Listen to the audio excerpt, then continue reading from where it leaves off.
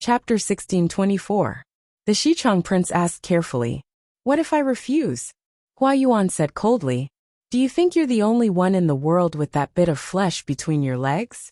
There are plenty of men who can impregnate women. I chose you because your identity can make Duke Duoshi lower his guard. If you spend a long time alone with the Empress concubine, he won't be suspicious." To make Shui a cuckold, there had to be time and space for the adulterer to fully display his skills. When he had asked Shui for the prince to be his male pet, it was only because the prince's identity was useful, and Shui would not be suspicious. After hearing this, the Xichang prince's fingertips trembled uncontrollably. If there was medicine for regret in the world, he would rather stay in Xichang than come here. "I didn't expect that you had such a plan. Do you really think you can control everything?" Hua Yuan's words were the last straw that broke the camel's back. "I don't keep useless people who know secrets. If I'm in a bad mood, I'll cut off your tongue, chop off your hands, and send you to a brothel to live for a few days. If I'm in a good mood, I might give you a quick death," Hua Yuan said with a smile. "Of course I can't control everything, but I can control your life and death. You should also think carefully about what is more important. If you die, there's no hope.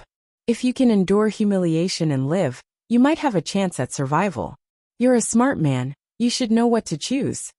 Hua Yuan saw through the Xichang prince. The prince said he would resist, but his heart and eyes were filled with ambition and schemes. He would do anything to achieve his goals. Hua Yuan hated hypocrites who said one thing but meant another. They were clearly filthy, but they clung to their last shred of dignity and refused to let go. Hypocrite. What Hua Yuan wanted to do was to peel off this disgusting fake skin and expose the ugly face behind it to the light of day. "You are you going to do it or not?" Hua Yuan's voice was like a death warrant from hell. The prince was so frightened that he sweated profusely. The sticky sweat quickly soaked his inner clothes. He growled in a voice close to pain and despair, "I'll do it. I'll do it, all right?" He didn't even use the noble title of Gu. He was too scared to use it. Looking at the prince who looked like he would rather die, Hua Yuan sneered coldly in disdain, mocking the other party's pretense. As long as he appeared to be in enough pain and struggle, he would be able to cover up his shameful thoughts and ambitions, and blame everything on Hua Yuan's coercion. Hypocrisy was nauseating. It was better to be honest. Hua Yuan's plan proceeded in an orderly manner. He wanted to transplant a vast grassland into Shui's head, and let him herd sheep and horses as he pleased. He also needed the other person involved in the incident to agree.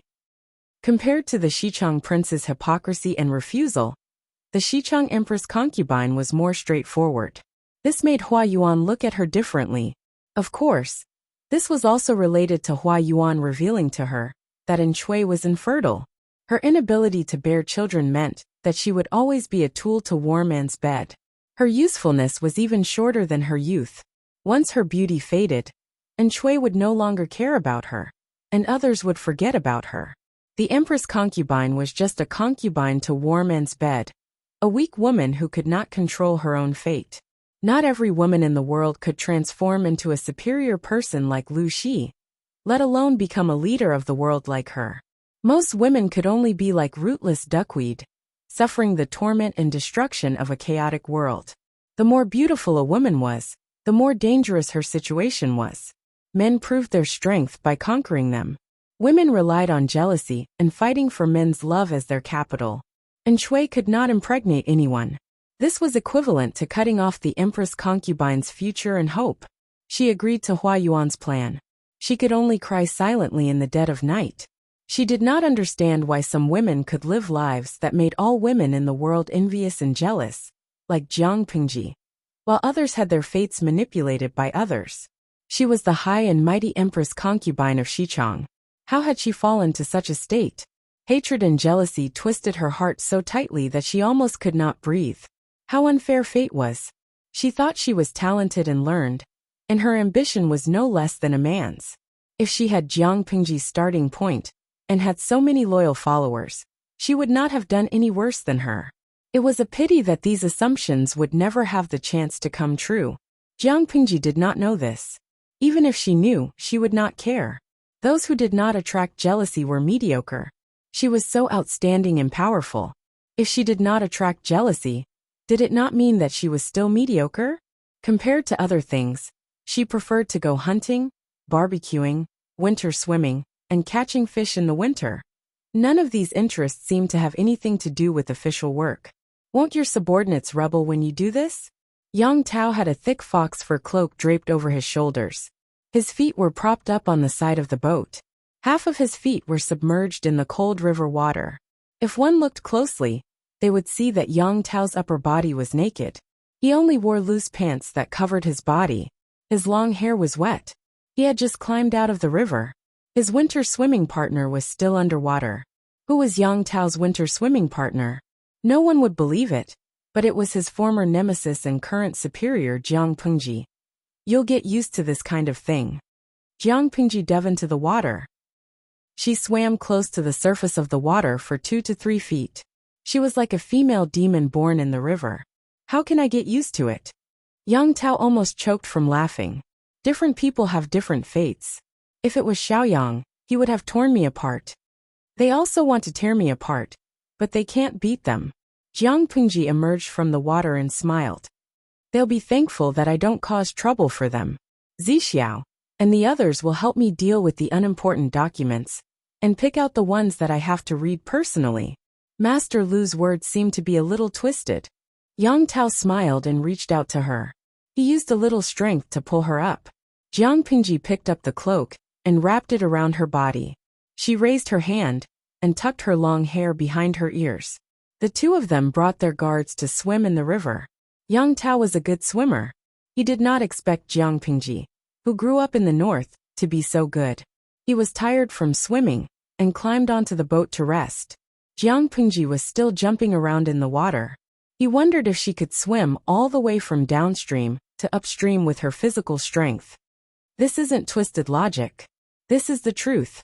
The salted fishes were excited to see their former rivals get along peacefully. But what was more exciting was Yang Tao's figure. Nide Yida. Even though I used to be a die-hard fan of Beauty CI, I want to climb the wall after seeing Yang Tao's angelic figure. Qingfeng Banshui. You don't show off when you're wearing clothes. When you take them off, your hormones are about to overflow. Chapter 1625. Jiang Pengji's streaming room was a mix of good and bad people. Gays and sluts emerged one after another. When they found out that the content of the streaming was no longer about boring government affairs, but about hormones, they couldn't stand it anymore. A group of losers clamored to F***ck Yang Tao, but the most improper ones were the gays and sluts, who stared at the bulge under Yang Tao's tight abdominal muscles and blushed. In contrast, Jiang Pengji didn't get much attention. They saw that face every day, and he wouldn't show his abdominal muscles to them. Yang Tao, the little angel, was a real warrior. He was super generous and people blushed. Not only were the gays and sluts clamoring to push Yang Tao down, but a group of weak salted fish also followed the crowd and shouted slogans. Aod Laming. If I'm the next emperor of fortune, I'll tear off Yang Tao's underpants. Xinshur Si Mi Cha. After watching the analysis of the gods in the streaming room, I feel a deep sense of inferiority. Didn't they say that men in ancient times didn't eat well? Their food was not nutritious, so they weren't tall, had bad looks, and were out of shape. But Yang Tao was such a man.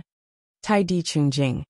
If I could transmigrate, I'd like to be in Yang Tao's underpants and flirt with him every day. Jiang Pengji looked at the group of people who did not have the slightest AC, and shook her head secretly. Yang Tao could lift them up with one hand, spin them around twice, and then throw them out. Who gave them the confidence to push him down and say they were going to F***ck him? Jiang Pengji's control of her expression was as pure as fire. Even though she complained in her heart, Yang Tao didn't notice anything. He took out 2 jars of liquor from the cabin and gave one to each of them. I never thought I'd be on the same boat as Master Lu and drink with him. Is it hard to imagine? Jiang Pengji said. I think it's within expectations. It's nothing new. Yang Tao carefully pondered over her words and heard the arrogance and confidence in them. When he said he never thought about it, it meant that he never thought he would lose to Jiang Pengji.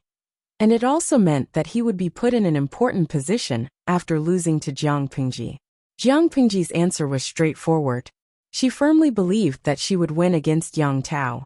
Yang Tao's failure was within her expectations. Sigh, he was such an annoying person, but he wasn't beaten to death with a sack. Yang Tao had a good temper, but he still wanted to beat Jiang Pingji up. It could be seen how much people loved and hated her.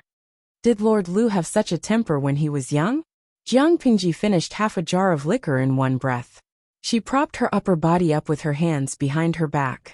Her feet were submerged in the river. Her clothes were half wet and half dry and stuck to her skin, vaguely outlining her wonderful figure. However, most of her body was covered by the cloak. Yang Tao didn't pay much attention to women other than his wife, and the guards didn't dare look straight at her. Salted Fish was only focused on licking Yang Tao's abs, so no one paid her any attention. What do you think? Yang Tao smiled.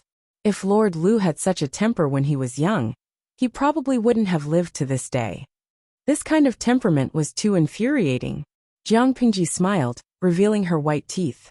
Her smile seemed to be more radiant than the scorching sun above her head. How could that be?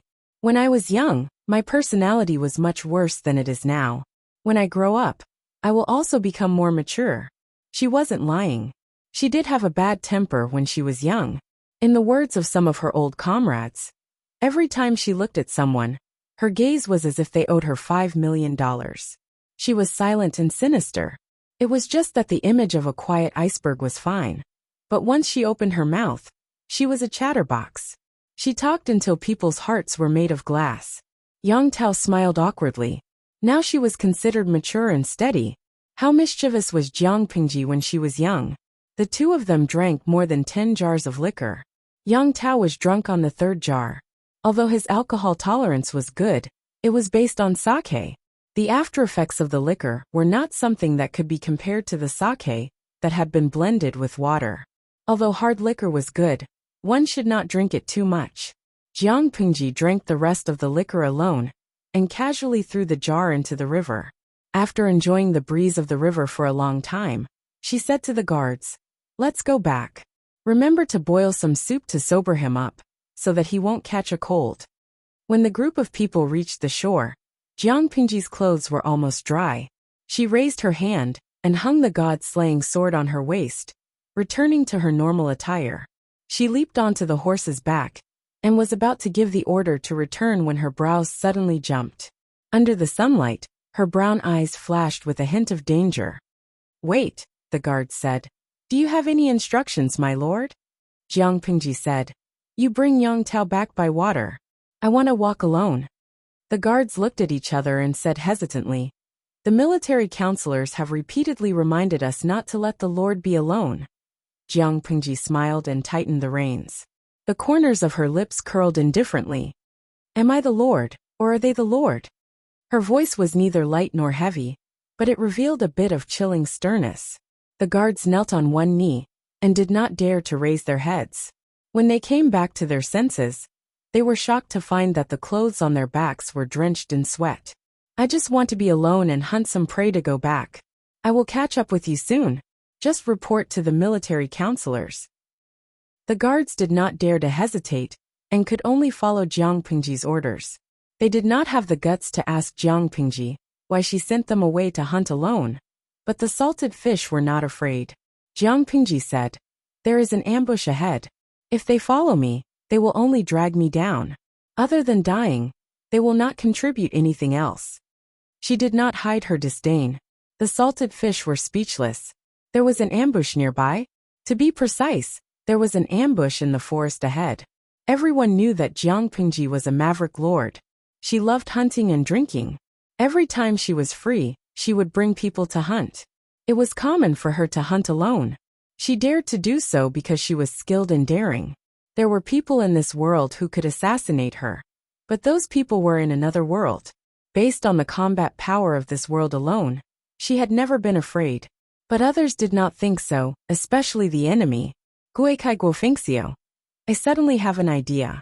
If someone prophesied that she is light and unprepared, although he has millions of men, he will be walking alone in the Central Plains. Like an assassin lying in ambush, he will be alone. In my opinion, he will die in the hands of an ordinary man. He will probably be slapped in the face. Tudefetio. How is it probably? He will definitely be slapped in the face. He will be so swollen that even his own mother can't recognize him. How could an assassin be enough for Jiang Pingji's combat power? If he did not bring a mighty army of more than 10,000, how could he touch the hem of her clothes? The salted fish closed their eyes and mocked Jiang Pingji. She wore a red robe and tied her hair into a high ponytail. She held a bow in her left hand, and a god-slaying sword hung on her waist. She went into the depths of the dense forest alone. When she easily hunted down 2 deer, she heard the faint sound of arrows piercing through the air. These hidden arrows were all smeared with poison. Every one of them was aimed at her vital parts. The assassin saw that she did not respond, and was secretly delighted. But the corner of his mouth had just curled up halfway when he froze. Jiang Pingji, who should have been shot and fallen, did not fall. He took a closer look, and saw that the other party was holding a familiar arrow in her right hand. Chapter 1626. Qingfeng Wenpu. There's really an assassination. Are they lining up to be killed? Huohua, don't be strong. The world is so beautiful. Isn't it good to be alive? Why did you come here to court death? Tang Song Ci. I can feel the host's murderous intent through the screen. Other people would panic when they encounter an assassination. But she is different. She is eager to try. Sigh, even though I'm super scared, I won't leave just because of the host's looks and skills. Fairy Queen's Crimson. I'm waiting for the streamer to go on a killing spree and smash the heads of these killers. They were even more excited than Jiang Pingji. They couldn't wait to see her deal with the assassins. Jiang Pingji did not disappoint them. She crushed the arrow in her hand with a little force. Her eyes were filled with killing intent. The assassins hiding in the forest exchanged glances. And in the next second, they heard the sound of weapons being unsheathed. Kill.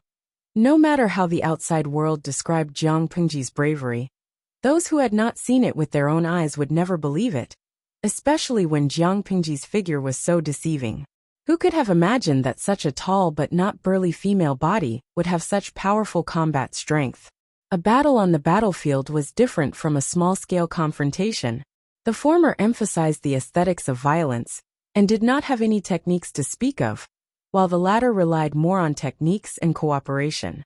Jiang Pingji was alone and had no guards by her side, but the killers were specially trained men of sacrifice. It was still unknown who would emerge victorious. Jiang Pingji looked coldly at the enemies rushing out of the dense forest, and sneered disdainfully. With a swoosh, she unsheathed the god-slaying saber. Facing the killers that were coming at her from all directions, she did not retreat. Instead, she advanced. She even felt a little pleased. Her reaction made the killer dumbfounded. Was the Duke of Lanting not joking? While he was still in a daze, the blade was already in front of him. Her knife was extremely fast. Before the killer who bore the brunt of the attack could feel any pain, his neck was already kissed by the blade. Just a second ago, the assassin was still thinking about how to kill the enemy, but in the next second, he felt a chill in his throat. Someone's blood was spurting out, dyeing everything in sight red. The world spun around him, and his body fell to the ground with a dull thud. A question popped up in the killer's mind. Why did the surrounding temperature drop so much? Why did the sky suddenly darken? Why does my neck hurt so much? He tried to open his mouth to say something, but he couldn't even sigh.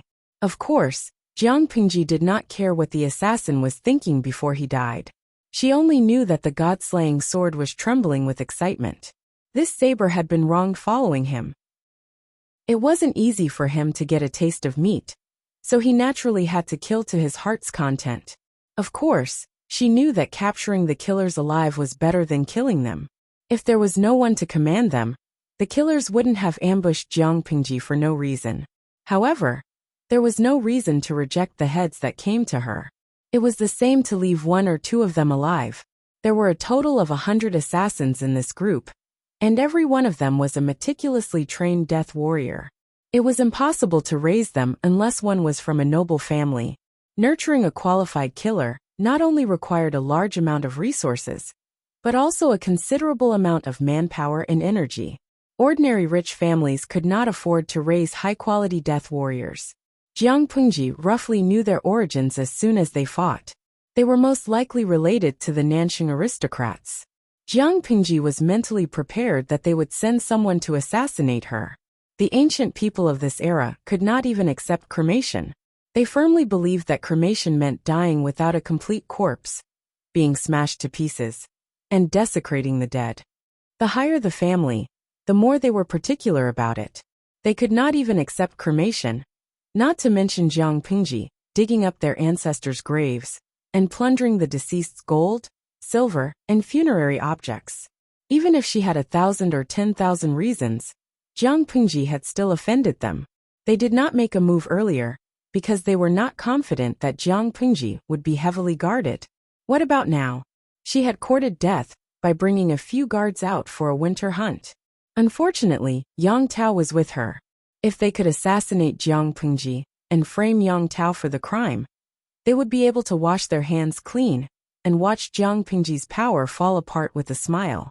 These ideas were not bad, but they had to be based on the premise that Jiang Pengji was really assassinated.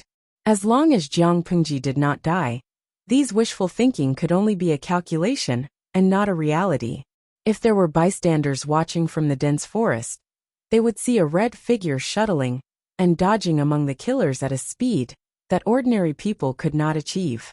Every time the blade struck, a bloody arc would be drawn and a fresh life would be taken away. No matter how the killers shot arrows in the dark, besieged, or plotted against her, Jiang Pengji was unscathed. She was even more slippery than a loach. From the dense forest came the jarring sound of swords and knives clashing. At the same time, a group of guards followed Jiang Pengji's orders and sent Yang Tao back via the waterway. Dusk fell. The temperature of the water was colder than on land. Yang Tao suddenly shivered and woke up in a daze. "What time is it now?" Yang Tao asked vaguely. The guard reported respectfully. Yang Tao nodded in a daze. He sat on the deck for a while before regaining some of his senses. "Where is Master Lu?" He remembered that he had drunk a lot of wine. His head was still hurting. Before he passed out, he remembered that Master Lu drank more than him. The guard hesitated and said, "The Lord went hunting. She specially ordered us to escort you back." Yang Tao subconsciously said, "Ah." He did not suspect anything, but he quickly figured out that something was wrong. The number of guards that Jiang Pengji brought out was not reduced. The number of guards that she brought out was not reduced either. These guards were all here. Was there anyone else around Jiang Pengji? Yang Tao did not expect Jiang Pengji to be so bold as to jump around alone. He did not think of this for a moment. Did Master Lu say when she will return? The guard said, "I don't know." Yang Tao asked, "She didn't say?" "It's getting dark. It's not safe outside. If they did not go back soon, someone might cause trouble." Even though she was a feudal lord, Jiang Pengji seemed to have access restrictions. If she spent the night outside without informing her, wouldn't the civil and military officials in her camp go crazy? The guard looked troubled. He said hesitantly, "The Lord did not bring anyone with her. She did not say when she will return." Yang Tao did not react for a moment. It took him a while to digest the guard's words. "Did not bring anyone? What do you mean by did not bring anyone?" Yang Tao's voice rose an octave. The guard lowered his head even more. "The Lord does not like to have people following her. This time. Do you know how many people in this world want her life? Even if she wants your lives, you can't leave your posts without permission." Yang Tao was completely shocked. At the same time he sobered up. His tone was stern, which was rare. "Order Master Lu to turn around immediately." Chapter 1627. Although Yang Tao's order was for Jiang Pengji's own good, it went against Jiang Pengji's previous orders, so the guards did not dare to act. "What are you standing there for?" Yang Tao could not understand the guards' actions. If something really happened to someone, it would be fine if they took the blame, but they just had to drag him down with them. Yang Tao did not want to lose his life because of this. "It would be too unjust to die," the guard said awkwardly. "We have no choice but to obey the Lord's orders." "If the Lord pursues this matter," Yang Tao asked in return, "if something really happens to Lord Lu, who among you can shoulder the responsibility?" Seeing that the guards did not give a definite answer, Yang Tao snatched the oar from the boatman's hands. You can't disobey Lord Lu's orders, and I won't force you. I'll go on my own. You can return on your own. The guards looked at each other in dismay. For a moment, they were in a dilemma. After all, the Lord's orders were for them to bring Yang Tao back via the waterway. If Yang Tao refused to cooperate, no one would be able to back down. After hesitating for a while, the guards still plucked up their courage and obeyed Yang Tao's orders. They turned around to look for Jiang Pingji. Firstly, if they were reprimanded by the Lord, at least Yang Tao would take the blame. Even if she got angry, they would not be directed at them.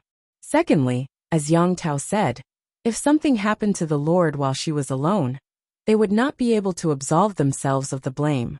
Yang Tao was in a hurry to rush back to look for Jiang Pingji, but he did not forget about other things. Send someone to pass the news back first. They had been out for so long, but they had not sent back any news. He did not know how anxious Wei Ci and the others were. Yes, because Yang Tao had ordered them to turn around, the boatman also tried his best to row the oar. The boat moved very fast. The oncoming wind from the river slapped his face. For a moment, he sobered up from his drunkenness. He only felt perturbed and worried. Night fell, and the last ray of the afterglow fell into the horizon. Yang Tao could only ask the guards to light a torch.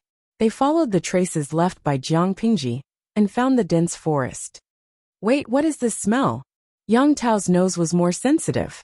Before the group entered the dense forest, they could already smell the familiar smell of blood. He couldn't believe it and tried to sniff. The closer he got, the stronger the smell of blood became. Under the light of the torch, the guard also found that there were many traces of human activity in the forest, such as messy footsteps and bushes and weeds that were crushed by heavy objects. Yang Tao looked at the depth of the footsteps and the degree of dryness of the soil. He was sure that these footsteps were left here recently. There were many people. The more he looked, the more frightened he became. Yang Tao couldn't tell what his current state of mind was, because his mind had gone blank. Search for all of them. If he's alive, I want to see him. If he's dead, I want to see his corpse. Yang Tao was suppressing his emotions that were about to go out of control, but the hoarseness in his voice exposed his inner thoughts. Not long after, the guard came back to report that a corpse had been eaten by wild beasts in the forest. Yang Tao hurried over and found a few corpses on the ground that had been dragged and eaten by wild beasts. Heads, torsos, limbs. Every part of the body with more muscle and fat had been eaten by the hungry beasts. The white bones under the skin and flesh were exposed. It made one's scalp go numb. The clothes of the deceased were also eaten by wild beasts, but from the remains of the skeleton and clothes, it could be determined that it was a man. It's not my lord. As soon as the guard finished speaking, Yang Tao replied, I'm not blind. I can tell if it's a man or a woman. Who are these people? Could they be men of sacrifice? He guessed correctly, the guard said solemnly. According to the traces left on these corpses, they are indeed well-trained men of sacrifice. These corpses haven't started to stink. The corpses are slightly hardened, and the blood is fresh. I estimate that they died less than half an hour ago. Less than half an hour ago? Didn't that mean that they died not long ago? Yang Tao's face was darker than the night. A group of men of sacrifice who had just died appeared here, and it happened to be a sensitive time when Jiang Pingji was alone. How could he not be worried? Whether it was Yang Tao or the guards, they all knew that Jiang Pingji had most likely been assassinated.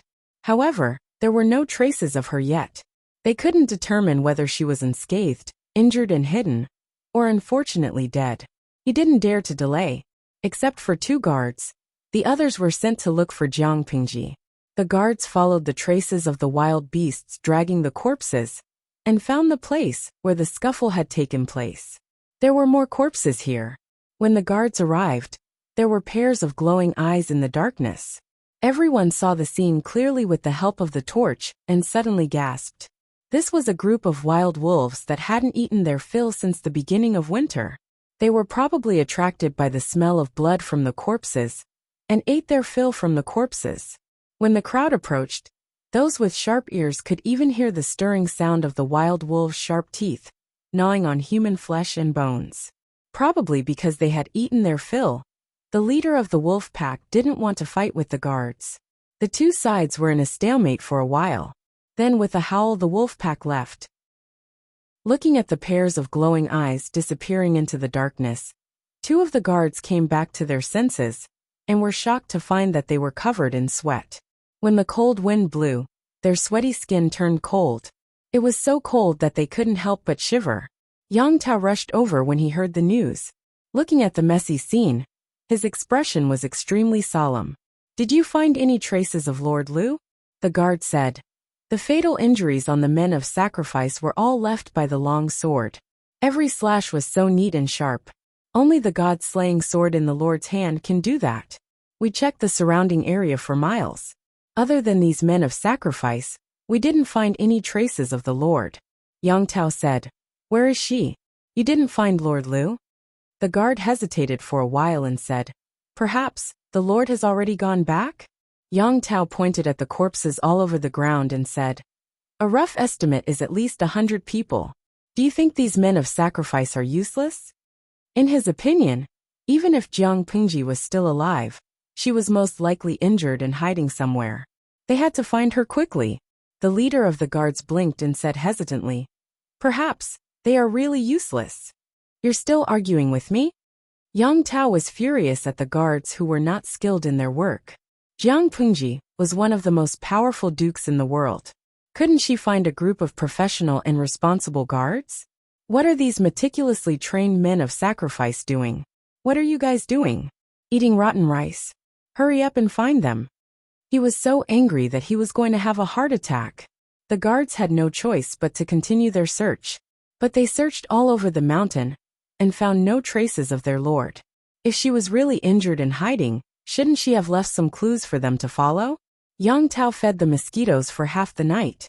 Jiang Pingji leisurely strolled home on her horse. She hadn't even sat down for long when Yen Lin came to ask for her. Chapter 1628. Jiang Pingji chatted with salted fish along the way. When she returned, the sky was completely dark. She didn't turn off the streaming room. Instead, she gossiped with them to kill time. The chef in the residence served the dishes that had been kept warm. Jiang Pingji wasn't picky.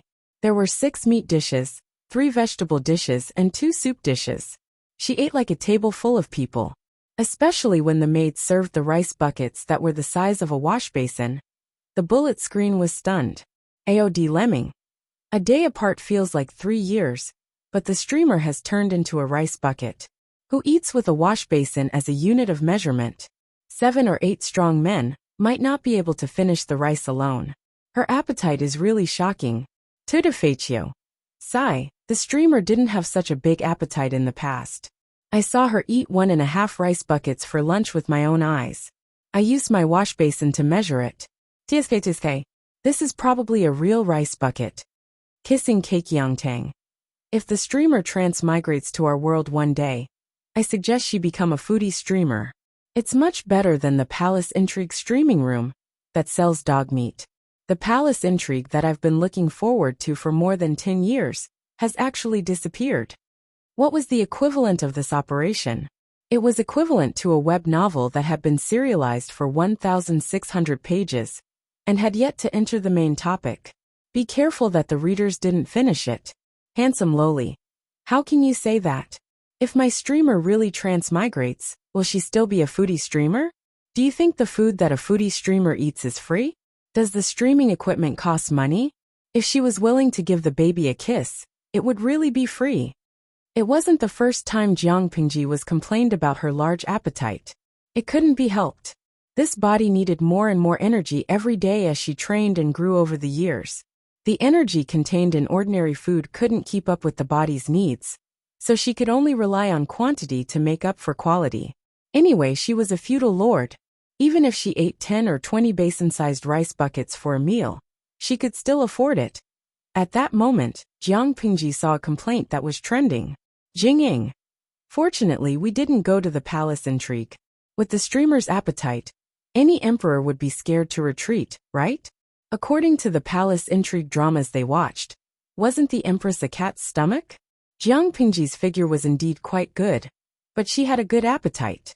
Imagine if the emperor came to the back palace to have a meal with her. The emperor would reservedly eat half a bowl of rice, but Jiang Pingji would finish all the dishes and gobble down 2 buckets of rice. No matter how beautiful she was or how powerful she was, the emperor would be so scared that he wouldn't be able to get hard, right? Jiang Pingji was amused by the comment. If she didn't have enough self-control, she might have spat out the rice and affected her appetite. When they finished half a bucket of rice, a servant reported that Yin Lin was outside the manor and asked to see her. Jiang Pingji let him in.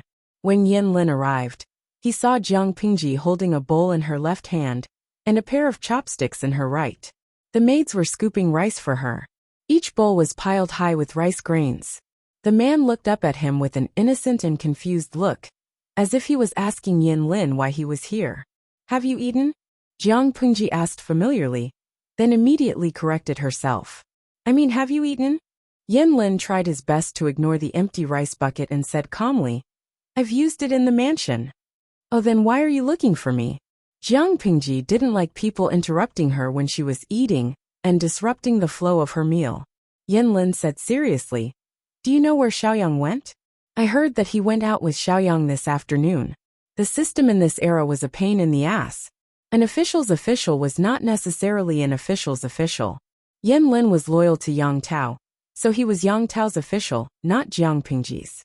Because of Yang Tao's special status, Jiang Pingji didn't mind calling him Lord, but Yang Tao felt uncomfortable, so he used Lord Lu instead. Of course, other than Lord Lu, others could also call her Lord of Liuzhou, Lord Lanting, or Lord Ming. There were many ways to address her, but Jiang Pingji's officials and generals all liked to call her Lord. They had gotten used to it after so many years. Yin Lin and the others followed Yang Tao's lead and called her Lord Lu, so Jiang Pingji let them be. "I'll just make do with it. What else can I do?" Jiang Pingji was surprised by Yin Lin's question. "Xiaoyang didn't come back?" "I don't think so. He left before me, and he took the water route." Yin Lin looked serious. "If I may ask, what did Lord Lu and Xiaoyang do in the afternoon?" Jiang Pingji said, "Drink." "What else could they have done?" Yin Lin was speechless. Jiang Pingji continued, "Xiaoyang can't hold his liquor well. He got drunk after 2 jars of hard liquor. I asked the guards to escort him up the river, and came back first. I took the land route, and hunted some wild animals along the way. I caught 2 ungrateful animals alive, and wasted a lot of time on the road. Calculating the distance, Xiaoyang should have more than enough time to take a bath and take a nap. Why hasn't he come back yet?"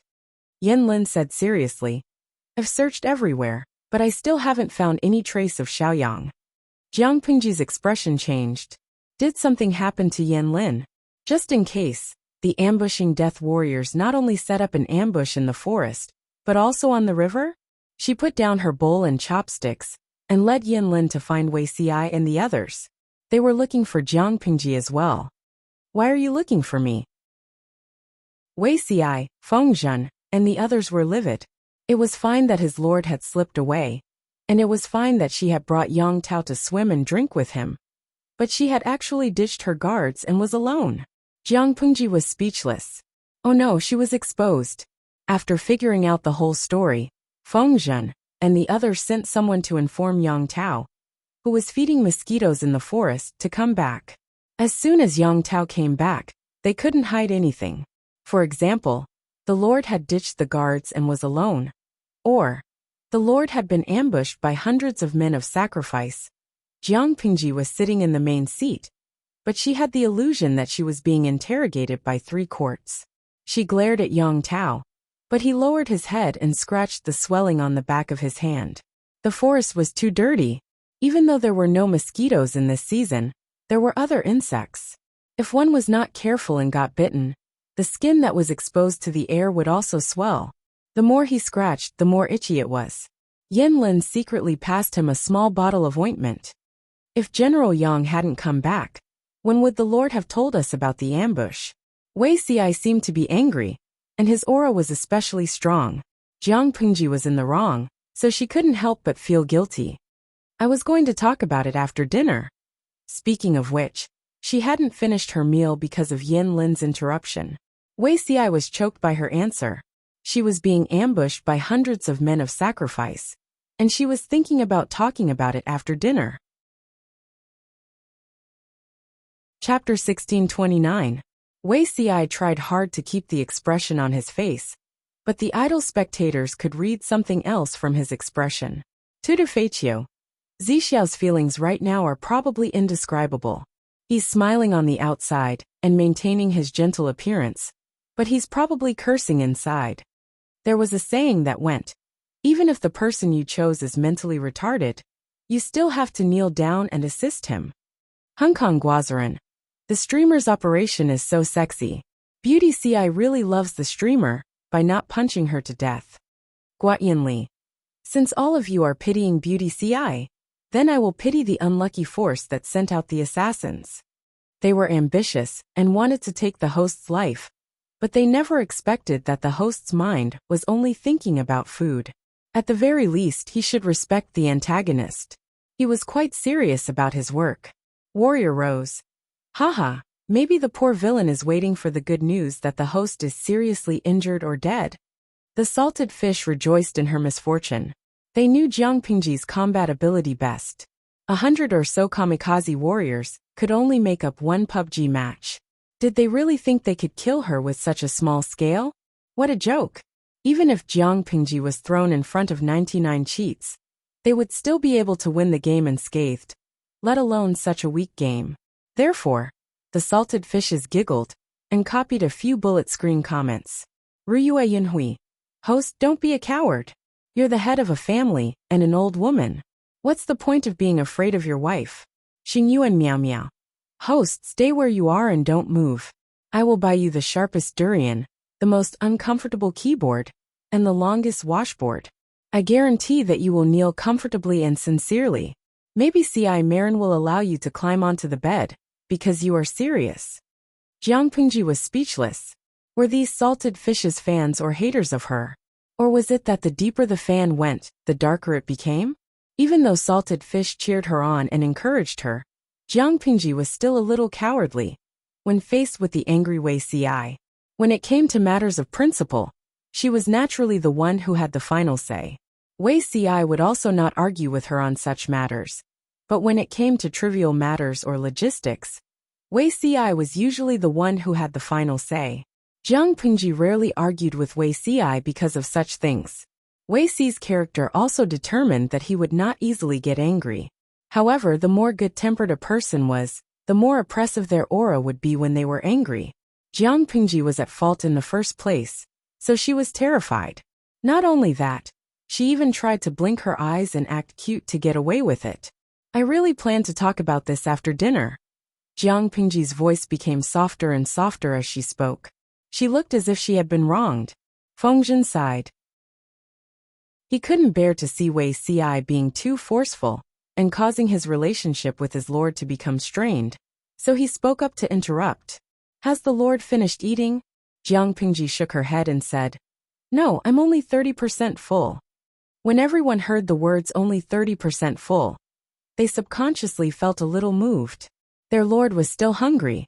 However, when he thought about his lord's appetite, even if this 30% full was a few bowls of rice, Yang Tao muttered in a low voice, being controlled like this, not even having enough to eat, this lord is really aggrieved. Yen Lin rolled his eyes at Yang Tao and sneered. At least he ate more than half a bucket of rice. Don't talk about eating dinner. You've been feeding the worm blood for the whole night. Yang Tao was speechless. He always felt that after he became the lord, the frequency of his companions criticizing him had increased. It wasn't like this in the past. Even though Jiang Pingji wasn't full, they wouldn't let her go back to eat before coming back to settle the matter of the ambush. Ordinary gentry families couldn't have mobilized such a large number of men of sacrifice. If Jiang Pingji didn't handle it well, it would intimidate the thieves and evildoers. In the future, all kinds of monsters would dare to mess with the lord. In order to make an example out of others, the assassination had to be cleansed with blood. Yang Xi didn't think it was messy enough. He laughed and said, It's just a bunch of unruly people. Even after mobilizing more than 100 men of sacrifice, They couldn't hurt the Lord at all. The assassination has become a joke. Why should the Lord care about them? In comparison, the Lord's meal is more important. Why don't you go to the back hall and have your meal first? We'll wait for you here. We'll discuss matters after the Lord finishes eating. Jiang Pingji's mouth twitched. She wanted to kick Yang Si. Did this guy want to see the world in chaos? Yang Si's every word sounded like flattery, but in fact, he was adding fuel to the fire and ridiculing her. How could Jiang Pingji dare to eat? She said seriously, no need. Business is more important. Yang Si smiled meaningfully.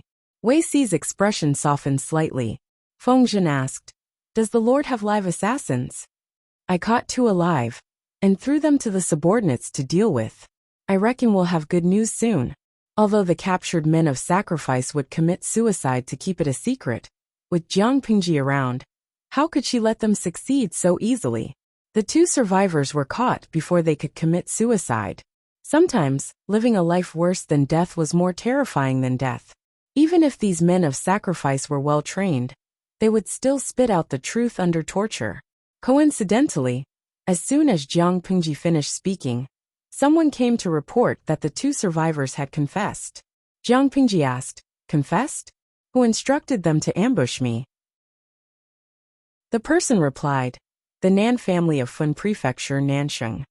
Jiang Pingji crossed her arms and asked uninterestedly, the Nan family? Fun Prefecture? I dug up their graves. Why are you making things difficult for me? Wei Si and the others stared with their eyes wide open. How thick-skinned was their lord to ask such a question?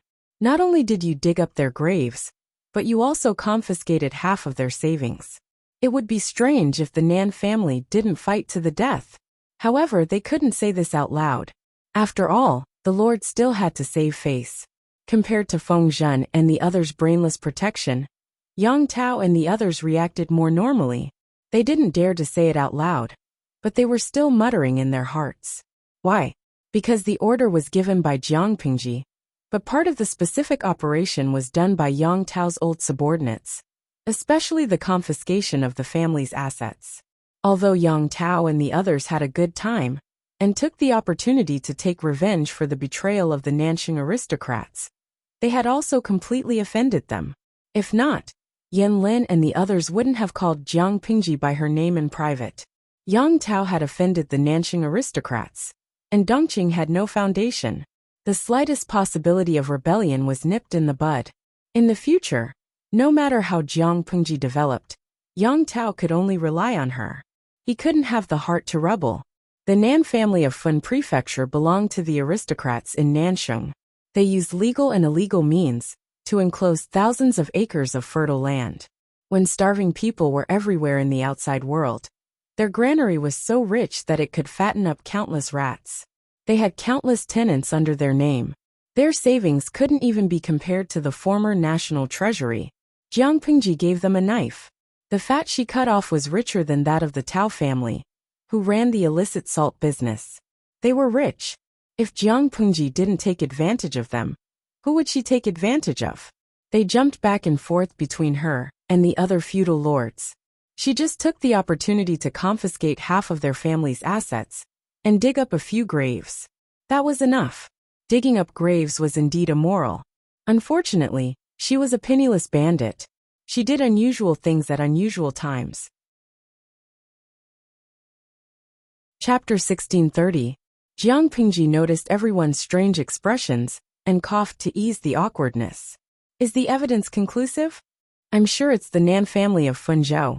The Nan family of Fenzhou was a large clan in Nansheng. They had money, food, and manpower. Even Yang Tao had to give them some face and respect. In layman's terms, the Nan family of Fenzhou was a sponsor and an investor. They were a proper financial backer. Who wouldn't show some respect to a financial backer? Jiang Pingji didn't play by the rules. She offended the Nan family of Fenzhou as soon as she arrived. She used force to snatch half of their family's wealth. The fertile land they took away was confiscated. Even their ancestors' graves were repeatedly raided. Even a clay figurine would have some anger, let alone the Nan family. The Nan family was furious. Naturally, they planned to kill Jiang Pingji. They checked Jiang Pingji's schedule in advance, bribed their spies, and arranged more than 100 kamikaze warriors along the way. Jiang Pingji didn't know about all this beforehand. No matter how clear she was, she couldn't control every Tom, Dick and Harry. It was inevitable that there would be omissions. The Nan family could set up this ambush without alerting her. Her arrogance was partly to blame, but it was mostly due to the Nan family's calculations. If Jiang Pingji didn't have the ability to fight 100, it would be a dead end for any other feudal lord. Of course, on the other hand, she dared to be so reckless because she had such strength. If others imitated her, they would most likely die without a trace. If it was another feudal lord, the Nan family's plan would have succeeded. Wei Xiai asked, "How do you plan to deal with them?" "The words of the kamikaze warriors can't be trusted. Send someone to investigate again." "If it's really the Nan family," Jiang Pingji suddenly laughed softly. Her lips opened slightly, revealing a few white teeth. There was an inexplicable white killing intent. "If we don't kill them, are we going to keep them alive for the new year?" If she didn't let the people of Nanxing see the consequences of trying to kill her, they wouldn't learn their lesson. Exterminate the clan? Exterminate them. No one objected to Jiang Pingji's decision. Even if some people felt that the decision to exterminate the entire clan was too harsh, they would not make their lord unhappy because of this reason. Jiang Pingji's officials, other than the few who surrendered with Yang Tao, were mostly from Dongqing. There were fewer gentry families than commoners, especially those who were trusted by the higher-ups. The commoners had an overwhelming victory. The landowning households had the upper hand in the middle and lower levels, but they also didn't have much say. The similarity between these landowning families and the landowning families of Nanxing was that they were landowning families. Just based on these connections, it was not enough for them to plead for mercy and risk Jiang Pingji bearing a grudge against them. In terms of benefits, the Nanxing aristocrats were not on the same side as them. To sum up, if the clan was exterminated, then so be it. They weren't the ones being exterminated anyway. The Nan family's ending was decided in a few words. Next, it was time to settle the debt of Jiang Pingji's solo activities. Wei Xiai and the others did not say anything harsh. They did not even criticize Jiang Pingji. Instead, they reprimanded her until she hung her head low like a teacher. If it weren't for the fact that she was the lord, Jiang Pingji really doubted that these people would ask her to write a guarantee. Why do I feel that in their eyes, my solo activities are more serious than the assassination this time? When Jiang Pingji's stomach was rumbling with hunger, she ate the cold dishes that she had not finished before. Including dinner and supper, there were a total of 3 big buckets of rice. It was already very late. She rarely streamed until so late. The salted fishes had watched her make a fool of herself the whole night, so she forced them to watch her eat. The guys in the streaming room were always full of golden sentences.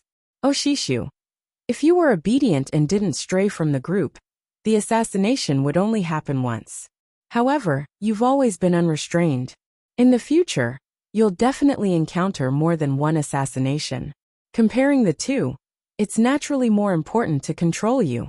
Although the streamer is skilled and bold, Wei Xiai and the others won't condone you endlessly if you act so recklessly, right? As time goes on, there might be people who can't stand it and become dissatisfied." The salted fishes joked around, but they were also very serious in their suggestions. Ancient strategists were a group of impenetrable goblins. They were very good when they were good, but if something did not go their way, they would simply turn their backs on you. The thinking of strategists was different from that of ordinary people. It was not impossible for them to rebel, because they could not stand Jiang Pingji's actions. For example, there was a certain strategist in history who had a bad temper with his boss. He could not stand the boss's actions, so he jumped ship and trampled on her. There was often only a thin line between true fans and haters. If Jiang Pingji continued to court death, it was hard to guarantee that there would not be fans who would turn against her. In fact, many salted fishes in the streaming room had fans who turned against her. They used to love Jiang Pingji very much, but later, because of some unforeseen events, they hated her very much. These salted fishes were like this even across dimensions, let alone people who were in close contact with Jiang Pingji's bad habits every day. Jiang Pingji asked, Is it that serious? Many salted fishes who had entered the workplace told her with certainty that it would. If they had such a casual boss, even if the boss was powerful enough to defy the heavens and the earth, they would still jump ship after a long time. It was true that Jiang Pingji was the lord, but she could not let her subordinates accept her unconditionally. The salted fish's words made sense. Jiang Pingji sighed and scratched her head in frustration. In the end, she chose to calmly reflect. One of her strengths was that she was not stubborn. If she was wrong, she was wrong. She would not make trouble out of nothing and insist that she was right. As she reflected, she realized that Wei Ci was really angry. The crowd dispersed. He did not look for her like he usually did, nor did he help her sort out the documents for the next day. He did not even look at her. Even though such awkwardness would not last long, Jiang Pingji was still not used to it. You Abba. You should. Jiang Pingji knew that the old chief was lurking in the streaming room. She could not help but cover her face and say, Am I that bad? You Abba. What do you think? Jiang Pingji lay on the porch, her limbs spread wide as she basked in the moonlight. I'm quite suspicious now. Why did you choose me as your successor back then? After all, I do have a lot of problems. You Abba. It's rare that you, who always defy the heavens and the earth, would have doubts about yourself. Jiang Pingji choked. You Abba. Because the flaws do not obscure the gems. You do have a lot of problems, but the 7th Legion is a combat legion, not a logistical legion. The main role of the legion leader is to command and motivate the troops. Didn't you do that well? I didn't ask you to become one with the soldiers, or love them like your own children, right? You just have to lead them to victory on the battlefield. But, Jiang Pingji said, that way, I can be the commander of a combat legion, but I can't become the marshal, right? You're Abba, thank God. At least you know your place. Jiang Pingji could not help but facepalm. I suddenly realized something. You once said that this was a test for me to inherit the position of marshal. If I only captured the system and made a great contribution, but my personality didn't change, I would only be rewarded with a great contribution at most. Wouldn't the position of marshal still be mine? You Abba. Congratulations, blind student. You've discovered something. Jiang Pingji was speechless. For all, who was the one who painted a big picture for me? Chapter 1631. Your Abba. Do you think you're still a toddler learning how to walk? Do you need someone to teach you everything? There were some things that would only be effective if they had experienced it themselves and made up their minds to correct it. The Federation does indeed want to nurture you, but if you don't live up to expectations, it's not like they can't do without you. Besides, I've been retired for so many years, I don't want to get involved in the Federation's affairs anymore. Jiang Pingji was speechless. What he said made so much sense that she had nothing to say in response. Your Abba. This is indeed your chance, but you can't blame anyone if you can't take it. The old chief was the same as before. Jiang Pingji sighed softly and looked at the starry sky without saying a word. She really needed to reflect. Your Abba, it's not your fault. After all, Jiang Pingji was the successor that she had chosen herself. The old chief was patient with her. She was also clear about Jiang Pingji's strengths and weaknesses. It was not a problem for her to be the head of the army. Regardless of hardware or software, Jiang Pingji was considered top-notch. However, if she went one step further, her original advantage would become a disadvantage. If Jiang Pingji took the opportunity to reflect and correct herself, her future would be bright. What's not my fault? Your Abba. There's a huge difference between the commander of a combat army and the marshal of the Federation. It's normal that you're not used to it. Jiang Pingji scratched her head. She was suddenly curious. The old chief should be the most suitable candidate for the next marshal, right? Even if he retired, he would still be the most competitive with his experience.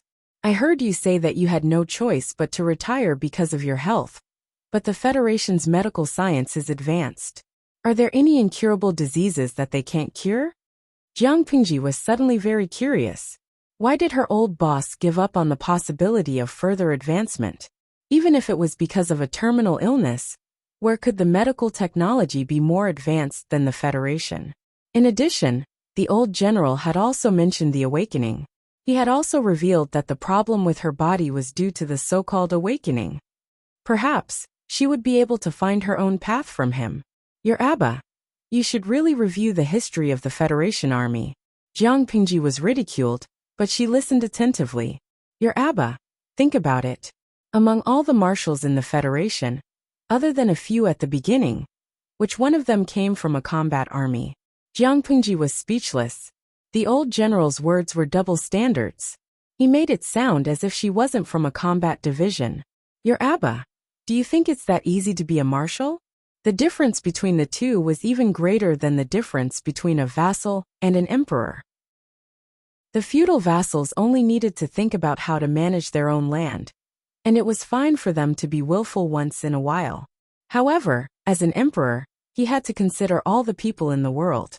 Every decision had to be carefully considered, because it could affect the fate of countless people. Similarly, the combat corps only needed to fight on the front lines. It was a blade aimed at the enemy, but the marshal was the leader who controlled the entire situation, from the front lines to the rear, no matter how big or small. The requirements of the two were not on the same level. If the army commander's requirement was 80 points, the marshal's requirement was 100 points. Jiang Pingji was speechless. She thought the old chief was going to talk about some conspiracy theory. I'm even more depressed after hearing what the old chief said. Your Abba, what are you depressed about? Jiang Pingji covered her face and said, does the Federation want to forcibly prop up a piece of mud with only 80 points of professional ability? Your Abba, if that's what you think, you're overreacting. The old chief did not know what kind of person Jiang Pingji was when she first transmigrated, but from the looks of it, she had indeed matured a lot. Any army commander in the Federation was an elite, one in a billion. For Jiang Pingji to be able to sit in this position and gain the unanimous approval of the other army commanders, it was not enough to just be good at fighting. Her other hardware and software had to be top-notch. Therefore, there was no doubt about her own excellence. To put it bluntly, what Jiang Pingji lacked was not the ability, but the mentality, responsibility, and attitude. If these were complemented, and the Federation trained and polished her for a few years or more, she would basically be qualified to be a marshal. For example, Jiang Pingji acted alone this time. Even though her original intention was to reduce the casualties of the guards, she put herself in danger. Even though the men of sacrifice could not harm her at all, no matter what, her actions brought worry and trouble to her subordinates. They were sincerely assisting her, but she treated them with such a childish attitude. Sooner or later, something bad would happen. Jiang Pingji liked to be mischievous. An appropriate amount of mischievous would make people feel closer to her, but excessive mischievous would only make people feel disgusted. If she could change for the better, curb her bad habits, and do things with more of a superior's demeanor, it would be considered a blessing in disguise. After reflecting for a long time, the old chief heard Jiang Pingji say one sentence. Sai Zixiao must be annoyed. Can you teach me how to coax him? You Abba. Get lost. Quickly get lost. He doesn't learn from his mistakes, and doesn't learn his lesson. The Federation will be doomed if we entrust him to this kind of person. Seeing the old chief fly off the handle, Jiang Pingji laughed heartily. It was as if the depression in her chest had disappeared without a trace. She lay in the corridor outside the room, and slept for the whole night. In the morning, she was woken up by the maid. Why did I fall asleep here? Jiang Pingji opened her eyes in a daze. The bullet screen in the streaming room woke her up instantly. She forgot to turn off the streaming room last night. 5 million salted fish just stared at her for the whole night. The bullet screen was full of all kinds of complaints. What annoyed her the most was a particular bullet screen. These salted fish watched her sleep to see if she would freeze to death. Where were the promise fans? Each of them was more dedicated than the anti-fans. Jiang Pingji looked at the bullet screen, and had an idea. She rubbed her nose and sneezed. Her eyes quickly became misty. My head is a little dizzy. I feel like the world is spinning. She didn't like people guarding outside the bedroom door when she slept. Most of them were outside the courtyard. Therefore, no one realized that Jiang Pingji slept in the corridor the whole night.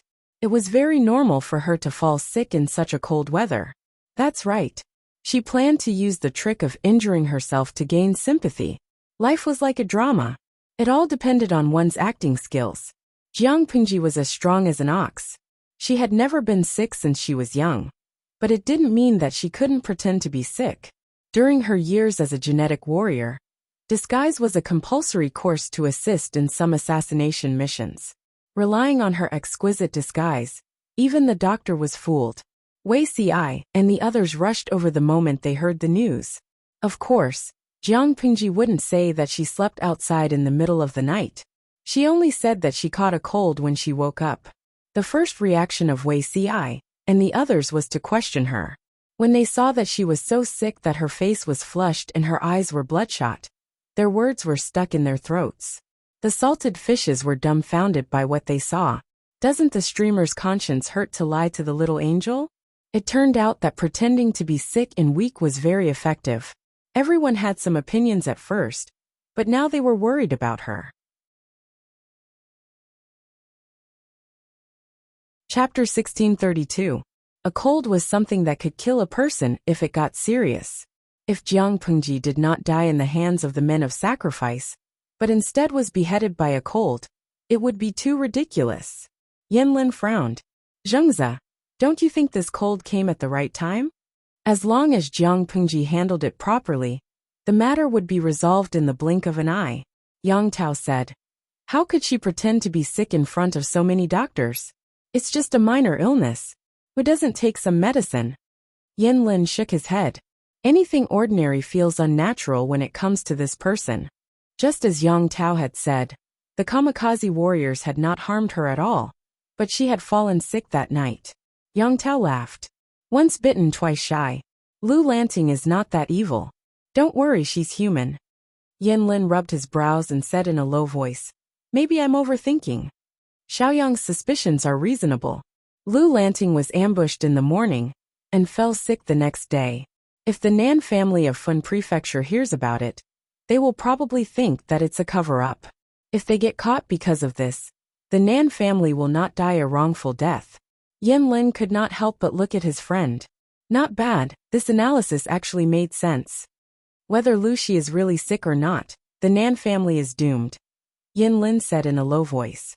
Lu Shi pretended to be sick and led his troops to attack Huang Song's rear. Now he's sick, and the Nan family is digging their own grave. What a coincidence. Yang Tao could not help but ask, Xiaoyang, why do you call him by his name in private? Yanlin said, I'm not the only one.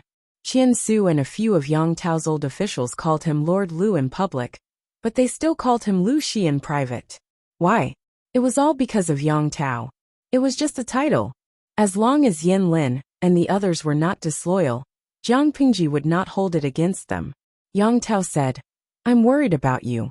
Lu Lanting is sometimes broad-minded, but sometimes she's narrow-minded. Yanlin's heart warmed. He smiled and said, I know what I'm doing. I won't give her a chance to do anything. Whether in the past or now, Yanlin's interests were tied to Yang Tao's. Jiang Pingji had hurt Yanlin and weakened Yang Tao. Yanlin would never allow that to happen. At the same time, Wei Si, who had been in a one-sided Cold War with Jiang Pengji for the whole night, blew on the boiled medicine to cool it down and brought it to her. Jiang Pingji couldn't help but feel the bitterness on her tongue when she smelled the medicine, but she couldn't do anything about it.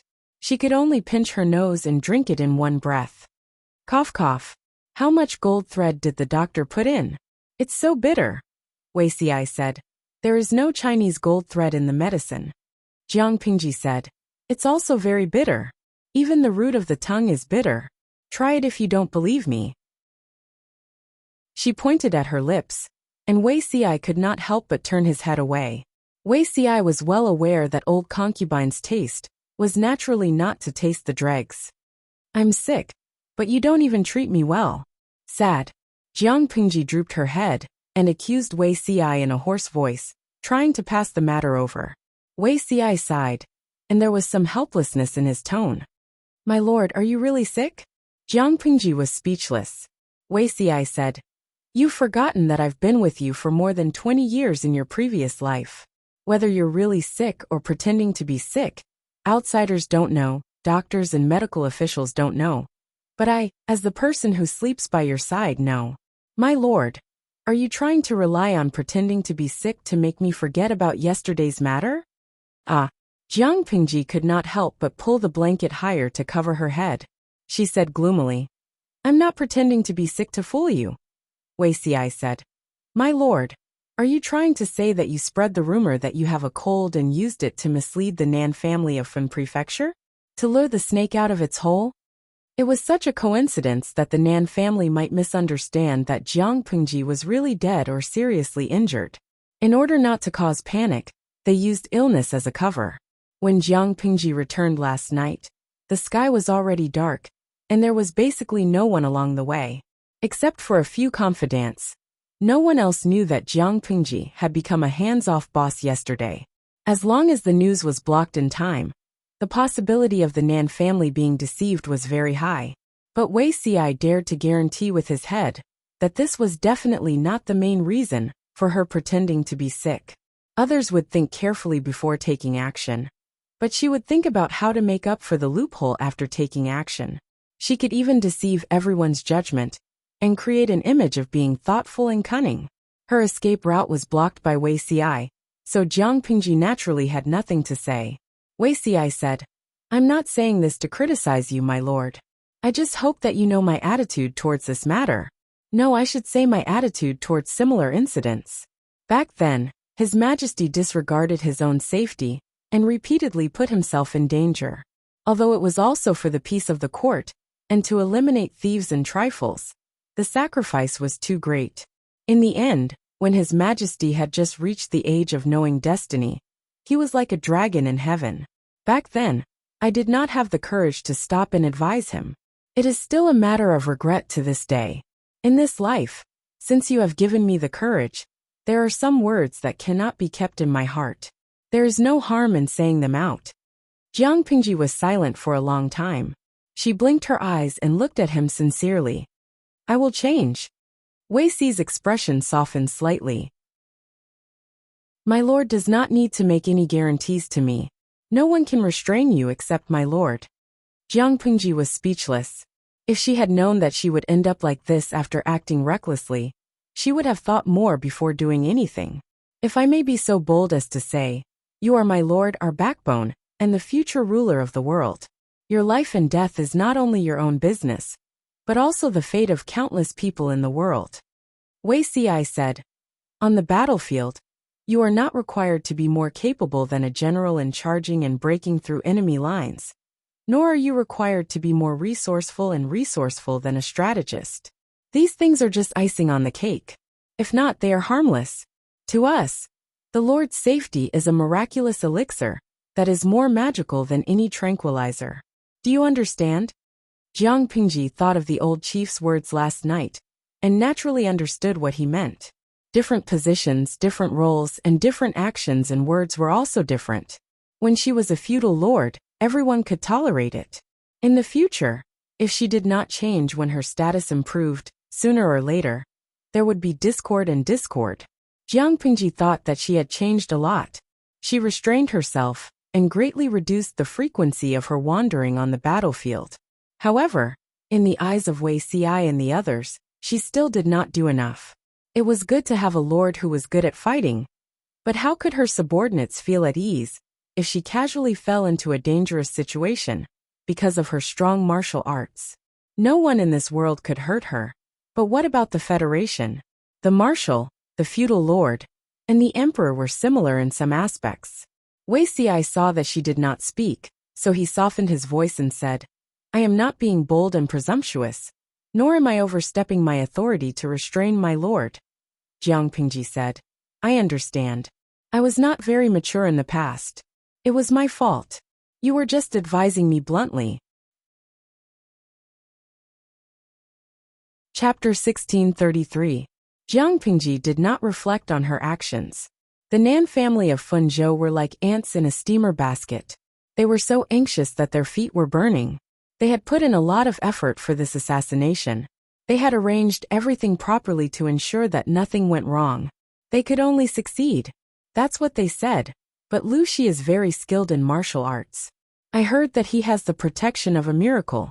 I don't know if those men of sacrifice can succeed. The head of the Nan family was very confident, but his brother did not think so. He had been anxious for a few days. From the time the plan was made to the day of the attack, his heart was always in the air. The ominous premonition grew stronger day by day. Even if Lu Shi has 3 heads and 6 arms, can she survive the ambush of more than 100 men of sacrifice? What protection of a miracle? It's just Lu Shi's lies to mislead the public. How can you believe such nonsense? Ridiculous. The head of the Nan family could not stand his brother's cowardice. He disliked his unlucky guesses even more. He had taken a great risk in planning to ambush Jiang Pingji. If he was not careful, he and his family would be smashed to pieces. Even if he did not show it on his face, there was an indescribable pressure in his heart. It was suffocating. His brother did not know how to share his burden. Instead, he was cheering for the enemy.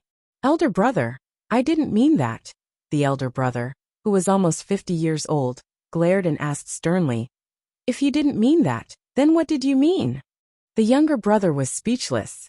He knew that his elder brother would not listen to him. He could only accompany him to wait for news. More than 100 men of sacrifice had been sent out. It was like an arrow on a bow. It was too late to say anything. For the hundreds of years of inheritance of the Nan family of Fenzhou, he could only pray for the success of the ambush. As long as Jiang Pengji died, the forces gathered by her would fall apart. The external threat would be easily solved. In this way, not only could the Nan family take revenge, but they could also take advantage of the chaos to rise. The hatred between Jiang Pingji and the aristocrats of Nanxing was not ordinary. First, there was the grudge of digging graves and disturbing the ancestors. Later, there was the hatred of confiscating family property and plundering tenant farmers. The loss of money was nothing. They could earn it back in the future.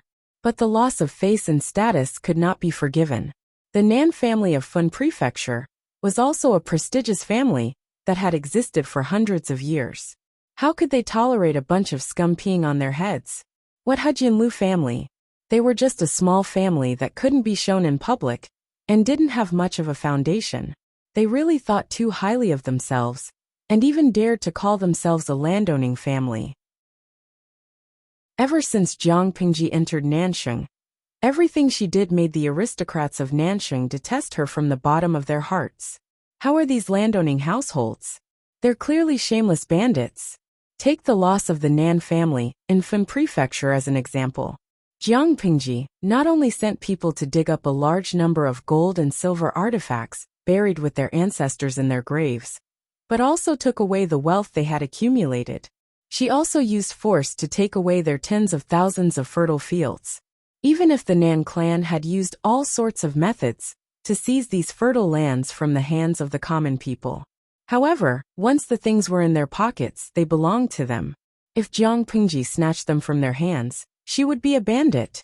It was easy to imagine what his future would be like if he were to make a living under the noses of such a feudal lord.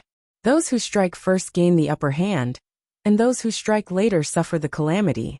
The Nan family, whose fundamental interests were touched by Jiang Pingji, finally took the risk out of desperation. Reporting, First Master, Second Master, there's news.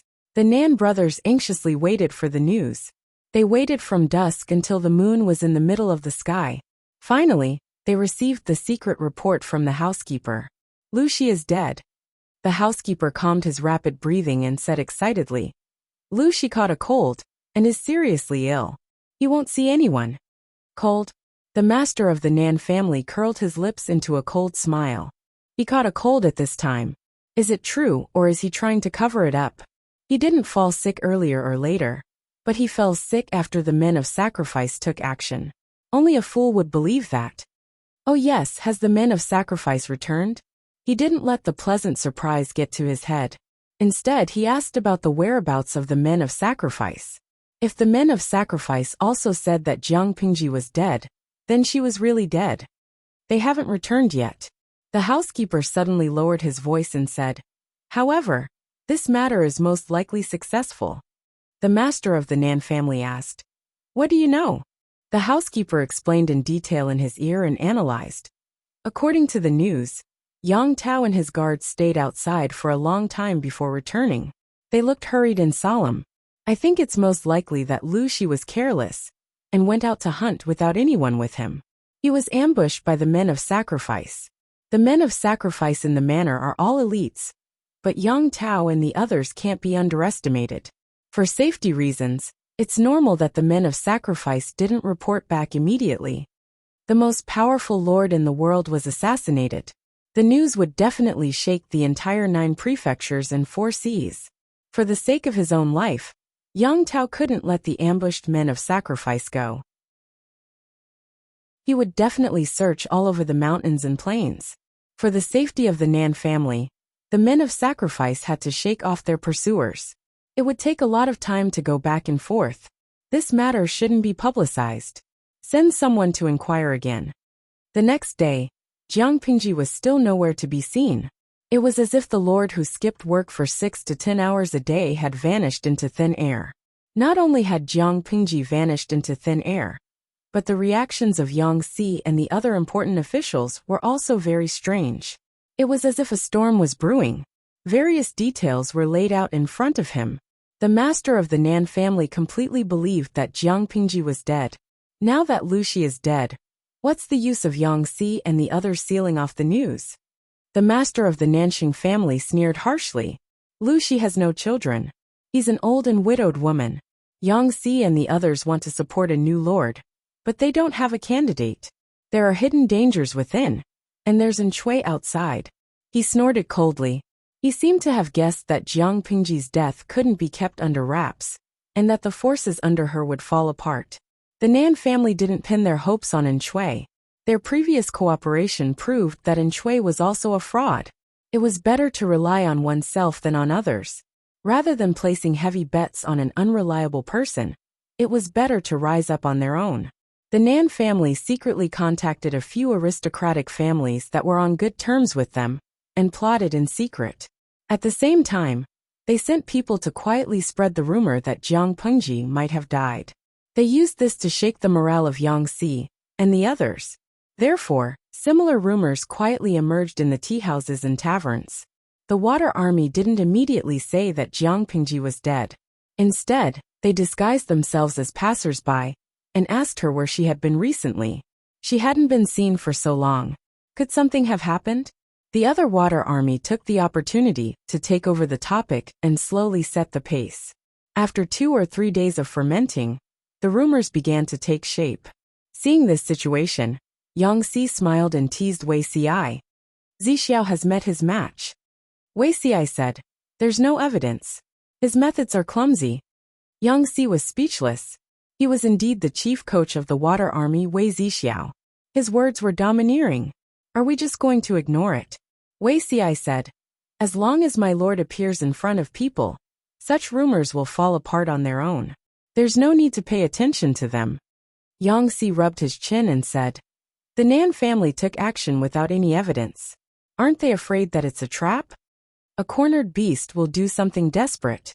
Wei Xiai said, "Whether it's a trap or not, the Nan family is determined to send people to ambush us.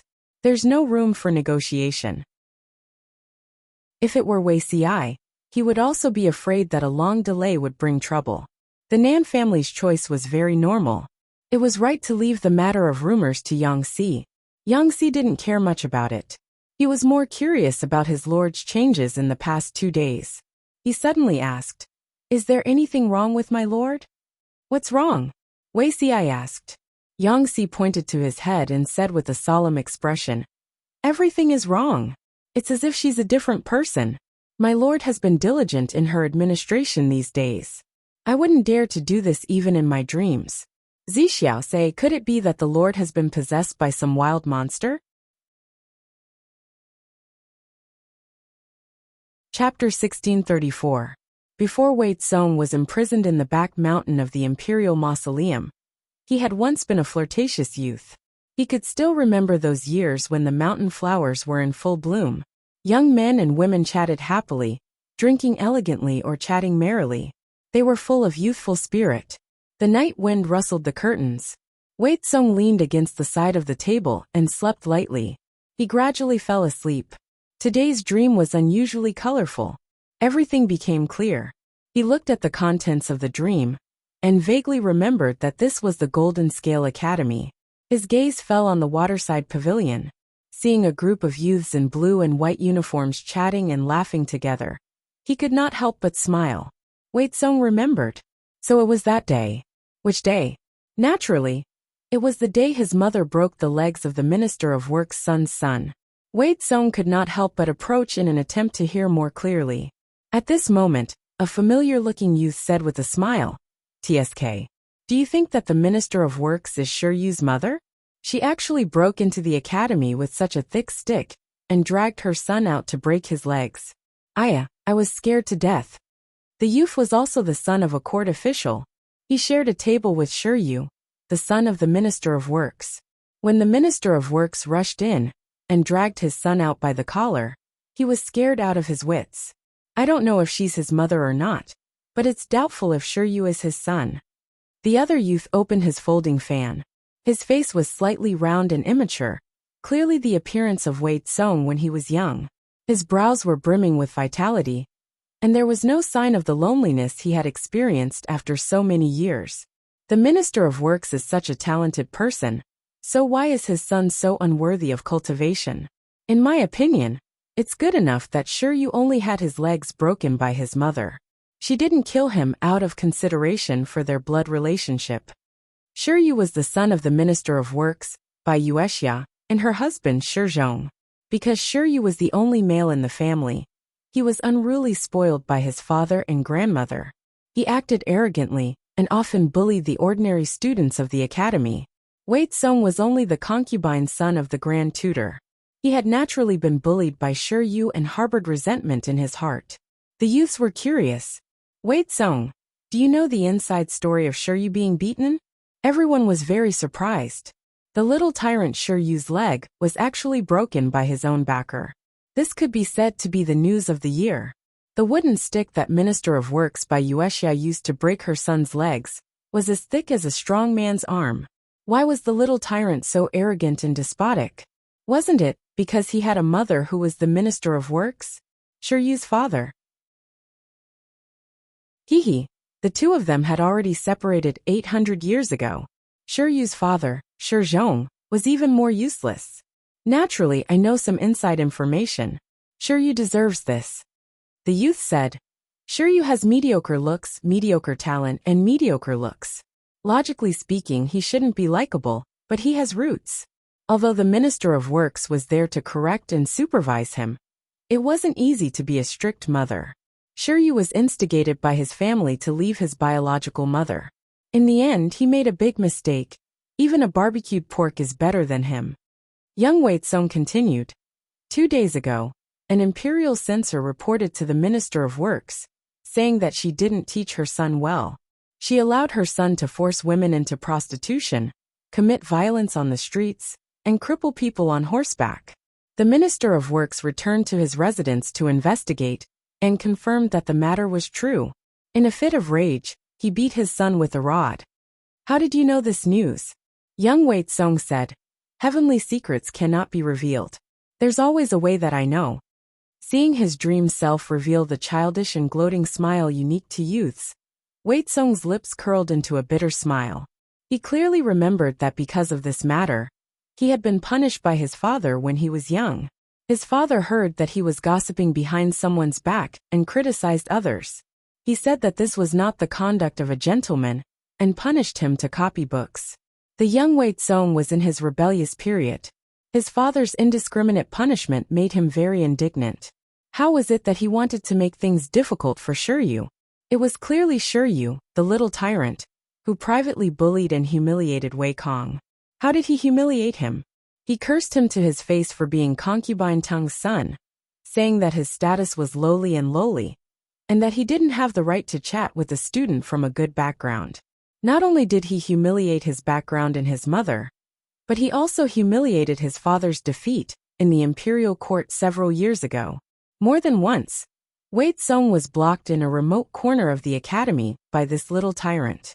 He suffered these grievances, but he didn't dare complain to his father. Although Shiryu's words were unpleasant to hear, There was one thing he was right about.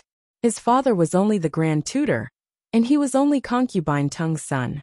If his father sought justice from the Minister of Works for him, it would implicate his father's already bad official career. As the saying went, birds of a feather flocked together. The little tyrant, Shiryu, was a hedonistic son of rich parents, and his scoundrelly friends weren't good people either. Wei Tsung's background was lowly, but he was ranked among the best. He was often used as an example by his teacher to attack these slackers, imperceptibly attracting a lot of hatred. They knew that Wei Tsung was easy to bully and had no backing. They often joined forces to embarrass him, and verbal humiliation was considered light. There were a few times when they got into a conflict. Wei Tsung was alone and weak, and his opponents outnumbered him. He was punched a few times. The place where they fought was very hidden, and they were very careful, not leaving behind any evidence. Wei Tsung's heart was only filled with anger and hatred. Every time this happened, he couldn't help but resent his background, but there was nothing he could do. He could only swallow the bitter fruit. He didn't dare tell his father, afraid that he would make things difficult for him. Fortunately, he had a few peers he was on good terms with, and they became his only channel to confide in. These peers were none other than the sons of his father's elder brother, Wei Tsung's cousins. In terms of age, Wei Tsung was about the same as them. In terms of seniority, Wei Tsung was their uncle. Now that he thought about it, it was the care and persuasion of these good friends that slowly alienated the young Wei Tsung from his father. The young Wei Tsung coldly watched the scenes that flashed through his dream. The scenes that had once made him angry and resentful couldn't stir up any of his emotions at this moment. The young Wei Tsung saw his younger self being locked in a room copying books 20 times. He stubbornly refused to admit his wrongs to his father, and stubbornly refused to stop writing. He copied from day to night before finally falling into a deep sleep. TSK, his temperament is quite like mine. Very stubborn. The young Wei Tsung's pupils constricted in shock.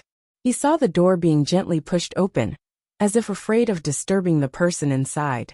A tall woman stood outside the door. Time hadn't left many traces on her face, but her aura had become more restrained with the passage of time. This subject has failed to teach. The young Wei Tsung saw his father, whom he hadn't seen for many years, enter the room behind the woman in a green robe. His words seemed to be filled with emotion. Don't ask for forgiveness so easily. I've seen many people ask for forgiveness during the day. Are you going to do the same? The woman rebuked him, but her tone was very gentle.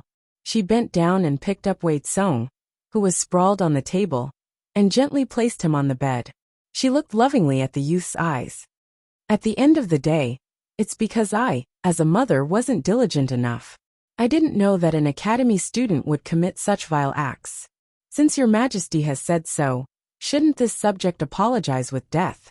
The man's eyes were filled with apology and self-blame.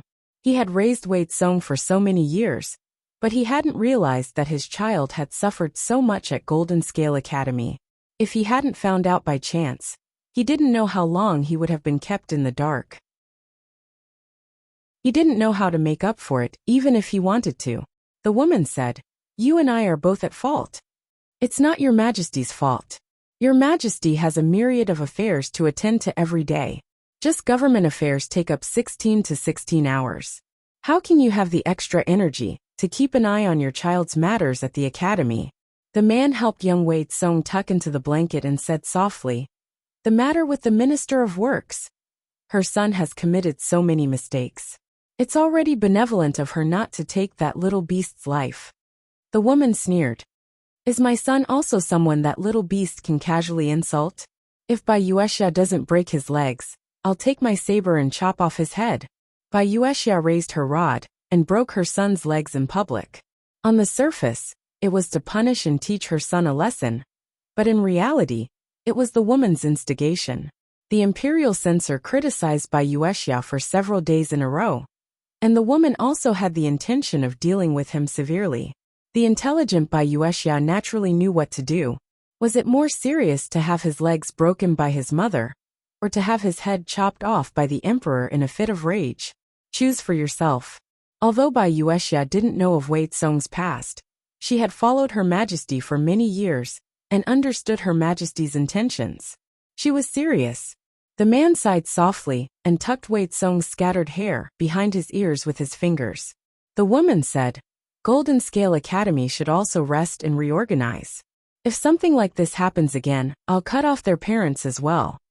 It was originally a place for students to study, but she didn't expect such a bullying scandal to appear in the Golden Scale Academy, just a dozen years after it was established. Of all things, bullying Wei Kong. She simply didn't want to live. The woman said she wanted to reorganize the Golden Scale Academy, so she would definitely reorganize the entire academy. In that case, Xiai and Fusho will find an opportunity to have a good talk and console him. The woman nodded. Yes. The young Wei Tsong watched everything in his dream. His eyes were sore and swollen, and 2 streams of hot tears rolled down his cheeks. So that was the case. When Wei Tsong was young, he was bullied by his classmate, the little bully. However, after the Minister of Works, Bai Yuexia, personally broke Shiyu's legs, those bastards became obedient and no one came to provoke Wei Tsong again. At that time, Wei Tsong naively thought that Bai Yuexia's actions had a deterrent effect. So this was the truth. His mother was busy every day, yet she still took time out of her busy schedule to help him vent his anger. His father had also tried to talk to him and console him. However, the young Wei Tsong was willful and rebellious. He had long been instigated and bewitched by others, so he couldn't listen to his father's nagging and lecturing. If he could turn back time, he wouldn't have said those hurtful words to his sister, nor would he have been instigated to harm his parents. Vaguely, Wei Tsong heard a familiar call from the horizon. He struggled to open his eyes and found Ning Wanyue kneeling to the side, looking at him with concern. Wanyue, what happened? Wei Tsong heard his voice hoarse, and his face was wet. Was Langjun a nightmare just now? Ning Wanyue used a handkerchief to wipe away the tears on his face. Wei Tsong lowered his head and leaned on her shoulder. The candlelight elongated the shadows of the two snuggling together. Chapter 1635. Jing Rong, do you have the guts to tell this to the Lord? Just because the Lord was diligent in governing, they suspected that she had been possessed by a wild spirit. Wasn't this indirectly saying that the Lord had been too lazy in the past? Even if Yang Si was telling the truth, the Lord did not like to hear it. If she really knew about it, Wei Xiai was worried that the weeds on Yang Si's grave would be 3 feet tall. I don't have the guts. I don't dare to do it. I was wrong. Yang Si quickly waved his hand. His desire to live had once again saved his life. Wei Xiai said, My lord has grown up. It's our good fortune. In his previous life, His Majesty had only started to work diligently after he had ascended to the throne. He was like a student who had wasted a whole summer vacation and was frantically rushing to finish his homework in the last few days. He had started to change early in this life, so he expected that his future situation would be much better than his previous life. At the very least, he would be able to avoid alienating his subjects to the greatest extent. Wei Xi's sentiments came from the bottom of his heart, but Yang Si could not help but ridicule his prehistoric power. Grown up, the age at which people of the same age are going to propose marriage for their children? Yang Si glanced at Wei Xiai with a strange look in his eyes and smiled awkwardly. Grow up. Lord is getting old at this age. Wei Xiai. There was no need for his lord to make a move. He wanted to send Yang Si to paradise now. Even though Jiang Pingji always said that she was a slacker in her studies, and that her cultural courses were the lowest among all the commanders, it did not mean that she was the slacker in everyone's impression. Sabanan, Peking University is still alright, said that Peking University was still alright. So was Peking University really just still alright? To ordinary people, it was still an existence that they needed to look up to. Similarly, when Jiang Pingji said that she was a slacker, it was only in comparison to people of the same level. Once she started to correct herself, everyone would be able to experience the crushing power of their lord in all aspects. Yang Si and the others were happy for less than 2 days before they complained incessantly. Jiang Pingji could usually finish the government affairs that normally took 3 days. What should she do with the remaining time? Naturally, It was to bring forward the matters that would happen in the next 4 or 5 days. As Jiang Pingji's subordinates, Yang Si and the others had to keep up with the pace. The faster the pace, the more pressure they were under. At this moment Yang Si, Feng Zhen, and the others missed the days when their lord was a hands-off boss. Since her lord was a hands-off boss, she didn't delay her work. Now that she was in her workaholic mode, she was practically going to *CK someone to death. In the past, I indulged myself in pleasures and neglected government affairs. Fortunately, you did not abandon me and have been tolerant until now. From now on, I will not disappoint you. Jiang Pingji's words were a positive promise. Not only did she admit that she had been distracted by playfulness, but she also promised that she would change. As a lord, she calmly admitted her mistakes to her subjects. Just this magnanimity alone was admirable. Yang Tao's old officials, who had been biased against her before, now looked at her in a new light. Of course, some people were gratified, while others expressed doubts. They thought that Jiang Pingji's popularity only lasted for a short period of time. Who asked her previous image to be so deeply ingrained in people's hearts? Not only these people, but even some of the salted fish thought so. They never expected Jiang Pingji to be serious and do what she said. Qingfeng Wenshu. The originally calm and mischievous host has suddenly become a leader. I'm not used to it. Aod Luming, really? Why do I feel that the host still likes to smile so much? Which leader would be like her? Boss, I want a carrot. Who said that being serious in speech and manner is the style of a leader? Tudafetio. I feel that the current host is more in line with her identity. Hippie fooling around is indeed very close to the people. But it is not always good to be close to the people. There will always be people who think that being close to people with power is equivalent to having power. Not everyone is self-aware. The host is friendly to them, but they feel that the host is easy to bully and does not have the dignity that a ruler should have. Once the subjects feel that the ruler has lost his dignity, they will overstep and even trample on him. There is no such phenomenon now because the host is still a warlord in troubled times. She has a strong murderous aura.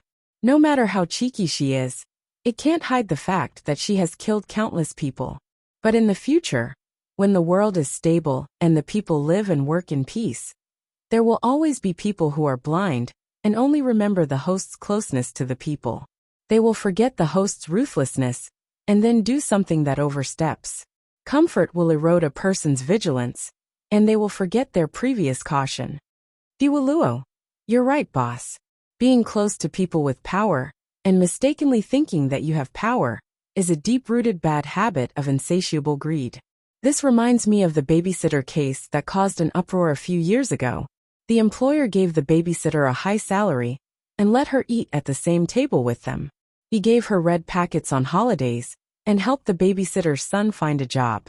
The employer treated the babysitter so well that the babysitter felt that she was superior. She stole and abused the child. In the end, because of a conflict, she wanted to kill the employer. She brought people to rob and kill the employer. There are countless similar cases. On the whole, the idle people were mostly supportive. Jiang Pingji gathered her thoughts. She had the intention to hide it, so she did not appear in public for several days. She had been recuperating from illness. Only a few trusted subordinates could see her. There was no doubt about the loyalty of Yang Si and the others. The spies on the Nan family's side naturally could not find anything. When they did not receive any news from the kamikaze warriors, the Nan family was initially a little shaken. No matter how careful the kamikaze warriors were, once they succeeded, they would get rid of the pursuers and return as soon as possible. But there was no news at the moment. There must be something wrong when things are abnormal. When they heard that Jiang Pingji had been sick since that day of winter swimming, they were not sure. Their hearts were like wild grass straddling the wall, swaying left and right. The news of Jiang Pingji's death in an ambush among the people became more and more intense. Wei Ci, the chief instructor of the Navy, not only did not come forward to suppress it, but he also sent people to add fuel to the fire. Not only did it make the people believe it, but even some officials who did not often see Jiang Pingji were also shaken. Especially Yang Tao's former subordinates. A few people secretly tried to find out what Yang Tao had said. What did they want to find out? Of course, they wanted to find out if Yang Tao had taken the opportunity to rise again. As a feudal lord, how could he be willing to bow down to another person? Of course, because the news of Jiang Pingji's death in an ambush had not been confirmed. When these people tried to find out, they were very vague. It could not be used as evidence even if it was spread out. Yang Tao took into account their past friendship and sternly reprimanded those people, dispelling their thoughts. He knew very well whether Jiang Pingji was dead or not. The ambush of more than 100 kamikaze warriors could not hurt her at all. If they had any ulterior motives under her nose, they would not even know how they died. Yan Lin, the shrewd man, deliberately reminded Yang Tao not to reveal that Jiang Pingji was still alive. But he could not say that she was dead either. He had to be vague and ambiguous. Yang Tao suddenly understood, and his face looked awkward. Xiaoyang, are you worried that we have a mole among us? Yan Lin sighed. Whether the mole is one of us or not, we have to clear our name as soon as possible. Jiang Pingji was caught red-handed by the kamikaze warriors. Someone had to be a mole for the Nan family and pass the news to them. On the day of the incident, only Jiang Pingji, Yang Tao, and their guards were there. If Jiang Pingji's people were not bribed by the Nan family, then there was something wrong with Yang Tao. Chapter 1636. The Nan family chose this time to make a move on you, because they want you to be their scapegoat. Regardless of whether the assassination is successful or not, you are the most suspicious person. If you want to clear your name, the only way is to help Lord Lu. Lord Lu, you don't need to do anything, but you don't need to do anything wrong. Yan Lin asked Yang Tao to help Jiang Pingji cover up the lie to clear his partner's name. Besides, Jiang Pingji was also aware of their every move. She knew better than anyone else what those old officials with ulterior motives had said and done to Yang Tao. Yan Lin asked Yang Tao to do this because he wanted to prove his innocence. There were too many twists and turns. Yang Tao didn't need to understand. He just needed to do what he was told. Yan Lin would take care of the rest for him. Yang Tao secretly bid farewell to his former minister, worry written all over his face. He said, I don't know how many spies I have around me. Why do they have to come after me? Yan Lin said, people in troubled times have no choice. Zhengzi doesn't want to get involved. But you can't avoid these things just because you don't want to. There would always be something that would force people, whether they were forced or willing, to walk on this thorny single-log bridge. It could be morality, ideals, protection, desire, power. Yang Tao did it to protect his family. What about Jiang Pingji? Even if there are thousands of people, I will go. Yang Tao was confused. What did you say? There are thousands of paths. Everyone has their own path, big or small, public or private. There is no such thing as high or low. You can follow your heart and do whatever you want. Thousands of paths lead to the same destination. Yan Lin said with a smile. I'm just curious. What was Lu Shi's original intention for walking on this path? Was it for the greater good or for love? No matter how I think about it, I only feel that this sentence seems to be the most suitable. Yang Tao blinked. He didn't understand. Yan Lin put his hand on his forehead and said, to put it simply, Lord Lu is a man with great ambition and a big heart. Yang Tao smiled. It's rare to see Xiaoyang praise someone like that. What a high compliment. Yan Lin shook his head. Our paths are different. Yan Lin didn't want to risk his life just to watch this kind of person. He didn't want to go all out and join in the fun. Using a marathon as an example, Yang Tao divided the entire 40-kilometer race into 8 segments. He only had to run 5 kilometers each time, and Yan Lin could take his time. Contestant Jiang Pingji, on the other hand, wanted to finish 100 kilometers in one go. 40 kilometers was only her interim goal. Yan Lin admired her courage and ambition, but he didn't have the energy to finish the race with her. Yang Tao rested his chin on his hand. Xiaoyang, do you think I should confess to Lu Lanting and ask for her forgiveness? After all, they were old officials. Their relationship over the years was not fake. Yang Tao also did not want Jiang Pingji to settle scores with them. Yan Lin looked down. There's no need. Lord Lu won't do anything to them. At most, he'll scare them a little. Overall, it's more of a scare than a real danger. Between husband and wife, there were dozens of times throughout the year when the thought of separation would pop up. Their teeth and tongues would even fight, let alone between the monarch and the minister. He did not believe that Yang Si and the others had not thought of strangling their lord to death when Jiang Pengji repeatedly stood them up. However, it wasn't like they could put their thoughts into practice. They could just beat them up and educate them. There was no need to kill them all.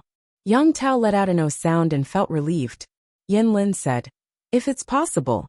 Yang Tao turned to look at him. "What? Don't leave your words unfinished."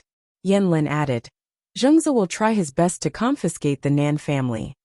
Anyway, Jiang Pingji had borrowed Yang Tao's hands to confiscate many of the Nanxing aristocrats. She had offended them all, digging up graves, robbing people's wealth. Jiang Pingji bore half of the blame, and Yang Tao bore the other half as the executor. There was no need to worry when there were too many lice. There was no harm in wiping out the Nan family. If the Nan family died in Yang Tao's hands, not only would they stand firm, but they would also be cleared of suspicion. Yang Tao let out an "oh" sound and did not think too much about it. He just smiled and squinted his eyes. "I heard that the Nan family is rich. That's a fat sheep. It's a good job indeed. I wonder if I can get it." It was an unspoken rule in the industry to seize some of the loot during a war. Many generals had made their fortunes by doing this. Now that there was still a war to fight, it would not be easy to raise a family when the world was at peace. Of course, as long as you ask. As a former feudal lord, Yang Tao's identity was a shortcoming, but it had its advantages. For example, if he took the initiative to perform meritorious deeds, no one could compete with him. Why? Of course, it was to appease Yang Tao and satisfy his small requests without affecting the overall situation. Yang Tao rejected the temptation of the former officials. Without a backbone, they could only sigh and give up. They continued to observe. The Nan family could not sit still. They joined forces with a few aristocrats who had a grudge against Jiang Pingji to stir up trouble. Unfortunately, they died before they could succeed. Their conspiracy was only at the theoretical level when Yang Tao and his men discovered it. The letters and testimonies that they found were all preserved. The idle people were stunned by the operation. Jungwa lauda lauda. No. Shouldn't the streamer continue to pretend to be sick and dead? When the Nan family comes out with their troops, you will jump out and slap them in the face at the critical moment. They were only at the theoretical stage, and you already took action. It's not satisfying enough to slap them in the face. What was this like? It was like Jiang Pingji's eviscerating hand cut to a 5-minute trailer of an 81-episode political drama. Basically, the Nan family united the aristocrats. Just as they were about to go on stage, Jiang Pingji kicked them off the platform. The pace of this drama was as fast as the reincarnation of a hungry ghost. Even instant noodles lasted longer than it. One of the idle people asked the question that was on everyone's mind. Yo Yanling. So, why did the streamer pretend to be sick and dead? To raid a few more houses, Jiang Pingji said. Didn't the Nan family unite 6 aristocrats in Fenzhou? They died a worthy death. Why did they have to wait for the fire to burn down the house before putting out the fire? It was better not to have this kind of hero reversal. Jiang Pingji watched the fire burn a few books with cold eyes. The smoke sounded the alarm, and the small fire was put out. The small fire that the Nan family stirred up was the small fire that did not amount to anything. She sneered. Didn't the Nan family curse me for robbing their family property and digging up their ancestral graves as bandits? I spared their lives out of kindness and did not care about my own well-being. Then I will take the lives of their entire family. I will kill the chicken to warn the monkey, so that the later generations will see the consequences. The Nan family was just a clown in her eyes. She did not take them seriously. It was just that they thought too highly of themselves. They jumped up and down, and did not let others have peace. If she did not set a role model, did the people of Nanxing really think that she was a soft persimmon that could be trampled on at will? With the fall of the Nan family, the aristocrats of Nanxing should calm down a little. If they still did not calm down, Jiang Pingji could only set a trap for them and kill them until they all shut up. As for the spy, Chapter 1637. Everyone thought that the spy was on Yang Tao's side. Even Yang Tao himself was so worried. Unexpectedly, the final investigation revealed that Jiang Pingji had a problem. The spy bribed by the Nan family was not a trusted official. He was not even considered a mid-level official. He was just a small official who had no sense of existence, but could grasp some of Jiang Pingji's whereabouts. Jiang Pingji did not know whether to be angry or glad when she heard the news. She was angry at this person's betrayal and deception. She was glad that the person who made a mistake was not the trusted official. When Wei Xi learned of this, he was really relieved. Although the emperor in the previous life was different from the lord in this life, the nature of the two was still the same. They hated betrayal the most. If a small character betrayed her, then so be it. The lord's anger was like a storm that would stop after a while. If the spy was a familiar face to the lord, then there would be no end to this matter. She would deal with it extremely ruthlessly. A typical example was Su Ke's rebellion in the previous life. After 2 or 3 years of allegiance, no one expected this rebellion. The impact was also quite far-reaching. When the emperor mentioned Su Ke in his later years, he still hated him, and had the urge to dig his grave and flog his corpse. It was difficult for the emperor to raise troops in the previous life, but he did not suffer many losses. It could be counted on one hand. The one that left a deep impression was when Qiguan Rang assisted the old lord, Prince Changsho. When the emperor was at the front line, he led the troops and almost destroyed the emperor's nest. The other time was when Su Ke secretly instigated several middle-level generals to rebel. When the emperor was in a stalemate with the enemy, he used false information to trick the emperor into leading 500 soldiers into Jin Qichuan. There were still 7,000 soldiers lying in ambush in the Jin Qichuan Valley. Su Ke had planned for this for a long time. His plan was flawless. When everyone discovered the rebellion and led troops to reinforce the emperor, a day and a night had passed. TSK, if it weren't for Thief Lu's stupidity, courage and arrogance, it wouldn't have taken you so long to realize that something was wrong. Su Ke's mockery was not unreasonable. The story of the wolf coming was often told. When the wolf really came, everyone could not believe it. Similarly, the emperor led the vanguard and frequently used the unconventional tactics. After a long time, everyone got used to it, and their vigilance was greatly reduced. When she was plotted against by her trusted confidant and fell into danger, the civil and military officials in the tent did not react in time.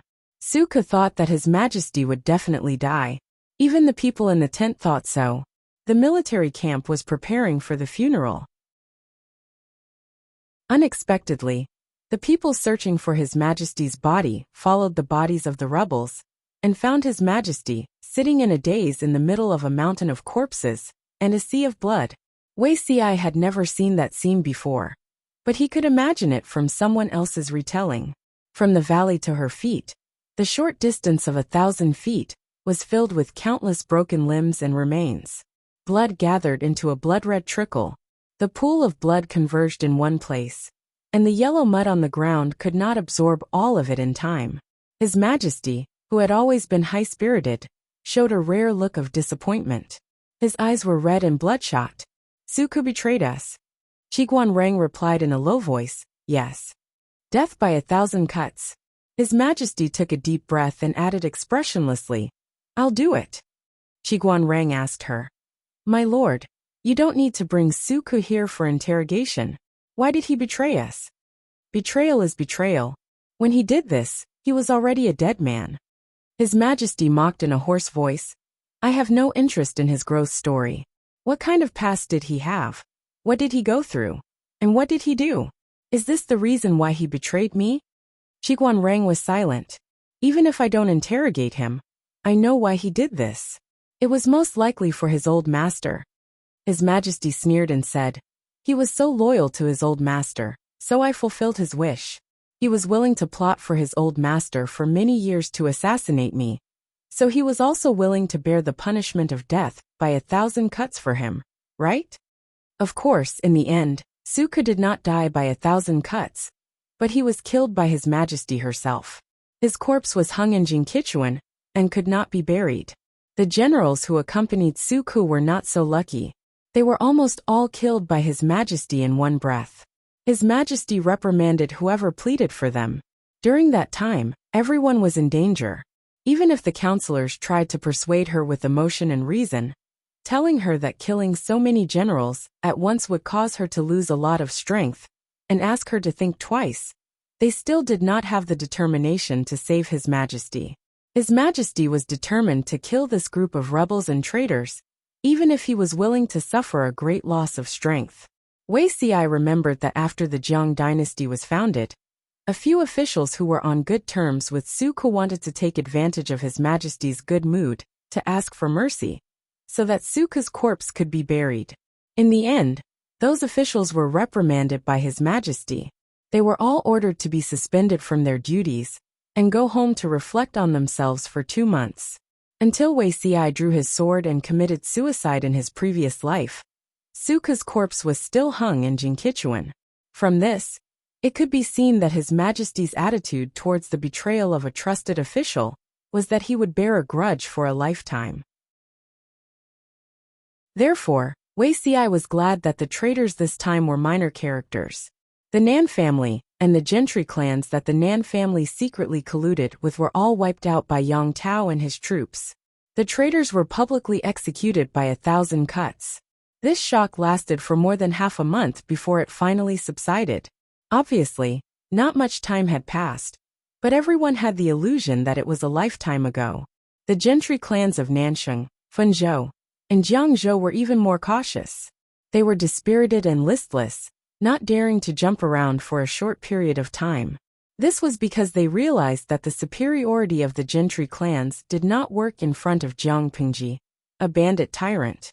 Her capital to establish a foothold in this chaotic world was not controlled by the gentry clans. She did things unscrupulously, committing murder, arson, and looting with a clear conscience.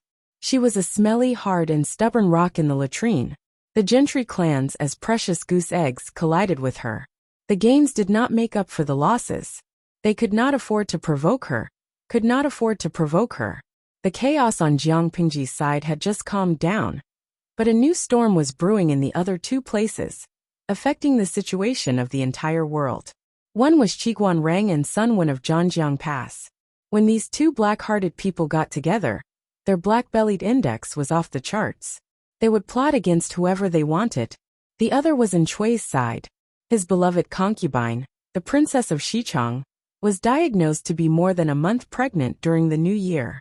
The new year was coming, and Chui, who had been suffering from an unmentionable illness for many years, had successfully gotten his beloved concubine pregnant.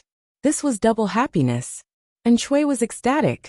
In his joy, and Chui rewarded the 3 armies to celebrate. Everyone was happy and harmonious.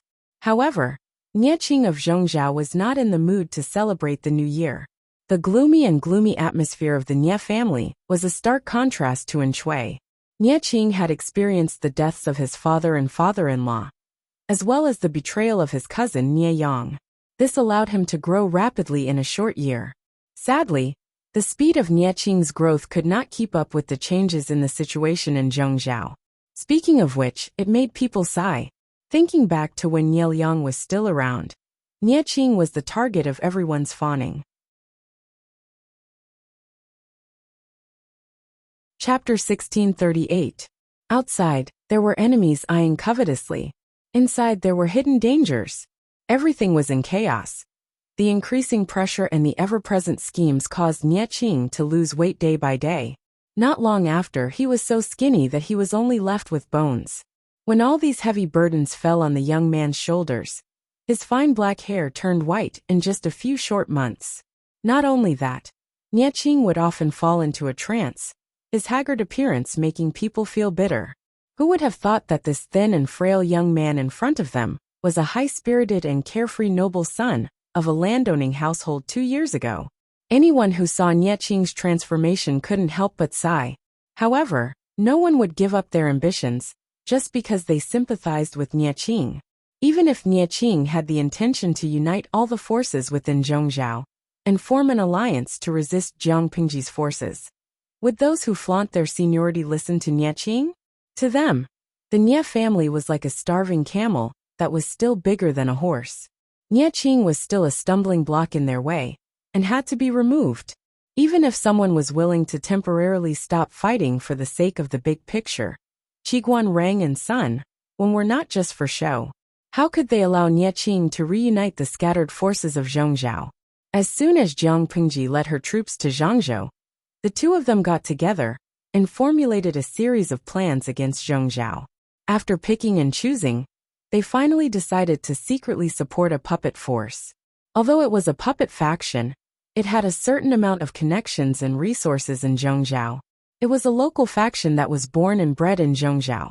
Back then, if it weren't for the fear of the Nie clan's despotic power and Nie Liang's methods, the leader of this force wouldn't have so easily submitted. TSK, you say that you're subservient, but you actually have the heart of a tiger. Qiguan Rang smiled as he read through all the information about this person. He said to Sunwen curiously, "It's a pity that his heart is higher than the sky, but his life is thinner than paper. If he was so ambitious, why didn't Nie Liang deal with him before he died? If we leave such a disaster alive, even if we don't make use of him, he will become a huge problem for Nie Qing in the end." Sunwen didn't even bother to bat an eyelid. Although Nie Liang is talented, he is not a god. Zheng Hao was ambitious, but he was also smart. So many ambitious hidden dangers had been eliminated by Nie Liang, allowing Zheng Hao to slip through the net. Either Zheng Hao's schemes are deeper than we expected, and he even deceived Nie Liang's calculations. Either this person's ambition doesn't match his ability, and Nie Liang doesn't take him seriously. Sunwen wasn't too worried about Zhongzhou. After his lord's torment, Zhongzhou had already been beaten half to a pulp, and had become a fish on the chopping block. Qiguan Rang smiled and said, "Zaidao is right. Which category do you think Zheng Hao belongs to, Wenzheng?" Qiguan Rang did not answer. The two old foxes looked at each other and smiled. Those who had been tricked by them did not know what would happen to them in the future. Feng Yi could barely understand what they were saying, but Sun Lan, who was not good at scheming, was still confused. "Junior has a question." He was a studious student. If he didn't understand something, he would ask. Now there were elders to guide him learn more and ask for guidance. When he could take charge of things by himself in the future, who else could he count on? Sunwen asked, "What is it?" Sunlan said, "Military advisor Qiguan said that Zheng Hao has the heart of a tiger and a wolf. He won't be willing to be a puppet. If we support him, will we really not be bitten? It was too embarrassing to be reared and trained by a dog, and then be bitten by the dog in the end." Sunwen smiled but did not speak. Qiguan Rang asked Feng Yi, "What do you think, Rongli?" Feng Yi said, "Military advisor Sun also said that Nie Liang's calculations left Zheng Hao out. Junior thinks that Zheng Hao belongs to the latter. Ambition and ability don't match." Qiguan Rang asked again, "What's the reason?" Feng Yi said, "Although Nie Liang is Nie Qing's father, he spoils his son like he kills his own. If he helps Nie Qing clean up even the small gravel before he dies, he won't be able to become a practice target for Nie Qing to use magic stones on. This isn't really helping him, it's harming him." Qiguan Rang and Sunwen didn't react. Feng Yi continued, "Moreover, since the two military advisors have chosen Zheng Hao, Junior boldly judges that Zheng Hao will not have the chance to grow into a dog that bites back. Therefore, Junior is not worried." If these words came from someone else's mouth, it would inevitably sound like flattery. However, Qiguan Rang and Sunwen had watched Feng Yi grow up. They were well aware of her temperament.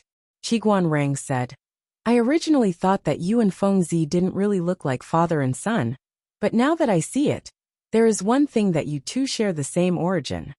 Feng Yi asked, "What is it?" Qiguan Rang said, "Clever." Feng Yi didn't use a long explanation to reason and analyze. She only used the simplest information to deduce a conclusion. Although there was some element of opportunism, turning complicated things into simple things was also a kind of skill. This fellow Feng Yi has a bright future. Feng Yi smiled bashfully at the good-natured teasing of her uncles. Qiguan Rang and the others had finalized their plan. As a puppet being supported, Zheng Hao didn't think of himself as a puppet being controlled. His cooperation with Qi Guanrang and the others was mutually beneficial. Their positions were equal. Qi Guanrang and the others could plot against Zheng Zhao through him. He could also obtain support through Qi Guanrang, accumulate resources, and then counterattack when he matured. Both sides had their own ulterior motives. To use an analogy, both sides were peacefully shaking hands and signing a contract on the surface, but behind the scenes, they were sharpening their knives. Qi Guanrang was waiting for the right time, while Zheng Hao was enduring hardships to gain courage. With the secret support of Qi Guanrang and the others, Zheng Hao gradually annexed a lot of territory and slowly gained confidence. He could even ignore Nie Qing's dispatches and orders. Under Qi Guanrang's instructions, he even caused Nie Qing a lot of trouble, sowing discord in the alliance plan proposed by Nie Qing. Zheng Hao's advisor was a little worried about the current situation. General Qi Guanrang and Sun Wen under Lu Shi's camp are both her confidants.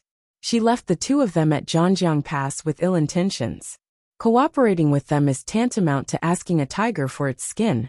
We might as well reconsider this matter. Zheng Hao waved his hand to interrupt his advisor. He sighed heavily and said, "Do you think I don't know this? However, this is our only chance to get rid of the Nie family. It wasn't easy for Nie Liang to die, and now his son has climbed over my head. He's just a naive and incompetent brat. What ability does he have to order me around? I know Qi Guanrang has ill intentions, but I still have to try." The advisor was also aware of Zheng Hao's ambition, but he still felt uneasy. To Zheng Hao's actions were treason and treason. If the aristocrats of Zhongzhou found out, not only would they lose the hearts of the people, but they would also be reviled by their descendants for thousands of years. Was it worth paying the price of eternal infamy for a moment of ambition? Chapter 1639. Since Zheng Hao was so confident, the advisors who liked to flatter naturally boasted brainlessly. They had the same unfounded confidence as Zheng Hao. Or rather, they had never seen the combination of Qi Guanrang and Sun Wen. They did not have a concrete understanding of how scary these two people were. The advisors who were not willing to flatter naturally did not think highly of Zheng Hao's idea. Didn't Zheng Hao check his opponent's achievements before asking a tiger for its skin? Needless to say, Qi Guanrang did not have a strong presence. But if the things he had done were to be shown, it would be extremely frightening. What about Sun Wen? Sun Wen's presence was much stronger than Qi Guanrang's. Let's not talk about the unlucky people in the north borderline first. Let's talk about a more recent example. Jiang Pingji had caused Nie Liang's halberd to sink into the sand, and Sun Wen had contributed a lot. Which fool would treat Sun Wen as an ordinary old man when he schemed against the enemy without batting an eyelid? The combat power of these two people added together was not as simple as 1 + 1. However, no gambler was willing to listen to words that were not beneficial to them. Zheng Hao was that gambler, confident that he could bite off a large piece of meat from the hands of the banker who was cheating. Anyone with a discerning eye would know that Zheng Hao, the fat sheep, was about to be slaughtered by the banker, but the gamblers who placed their bets did not think so. Anyone who prevented them from placing their bets was an enemy who prevented them from getting rich overnight. Therefore, the suggestions of a few advisors who were rational were thrown to the back of Zheng Hao's mind. The advisors' suggestions did not cause much of a splash when they had more people against fewer people. When Zheng Hao tasted the sweetness of the bet, he cared even less about the advisors' honest words that were unpleasant to the ear. Haha, it's rare to see a brat like Nie Qing speak softly. Zheng Hao placed Nie Qing's letter upside down on the table. He stroked his beard and revealed a somewhat carefree and proud smile. When Nie Qing's father, Nie Liang, was still alive, Zheng Hao was always afraid that Nie Liang would settle accounts with him. For so many years, he lived with fear and trepidation. In order to curry favor with Nie Liang, he even used a roundabout foreign policy to curry favor with Nie Liang's relatives, such as Nie Qing. In terms of age, he was a full 10 years older than Nie Liang. In terms of seniority, he was one generation higher than Nie Liang, the same generation as Nie Liang's father and Nie Qing's grandfather. A few years ago, At Nie Qing's wedding, he had sent a large gift to Nie Qing, but he had received 2 replies. One was a normal thank you letter. The writing was very official, and it was obvious that someone else had copied it on his behalf. There was no sincerity in it at all. The other was Nie Qing's personal reply, but the contents made Zheng Hao so angry that his face turned ashen. In the letter, Nie Qing tactfully pointed out that Zheng Hao, as a county magistrate of a small place, should focus on the livelihood of the people and benefit the people. He should not plunder the wealth of the people to fill his own pockets. Following that, he converted the generous gifts that Zheng Hao had sent into silver and confiscated it. When Zheng Hao found out about Nie Qing's actions, he was instantly enraged and secretly cursed Nie Qing for being a hypocrite. Why was he scolding her like that? Nie Qing's father, Nie Liang, was a ruthless person who would even kill his own family. In order to develop his influence and fight for power in the Nie family, his hands were not clean at all. The things he did were much more ruthless and dark than Zheng Hao. As Nie Qing's father, since Nie Liang was such a righteous gentleman, righteous as the wind, shouldn't he be the first to slap his father in the face? In the end, Zheng Hao was ridiculed by the other party, comparing Nie Liang and himself, and then looking at Nie Qing's hypocritical actions. Zheng Hao bore a grudge against Nie Qing. He had sent a generous gift, but had been scolded by the groom that the gift had not come from a proper source. Now that the tables had turned, Zheng Hao was elated. After his mockery, he picked up the flipped letter again and read each word carefully, as if savoring that wonderful taste. "General, will Nie Qing's side detect it?" Zheng Hao asked in response. "Detect what? So what if he does? Without Nie Liang's protection, without Wei Yang's schemes, Nie Qing is just a puppy that has not been weaned. So what if he barks at people? Can he bite me to death when he's fierce?" In other words, Zheng Hao did not think much of Nie Qing.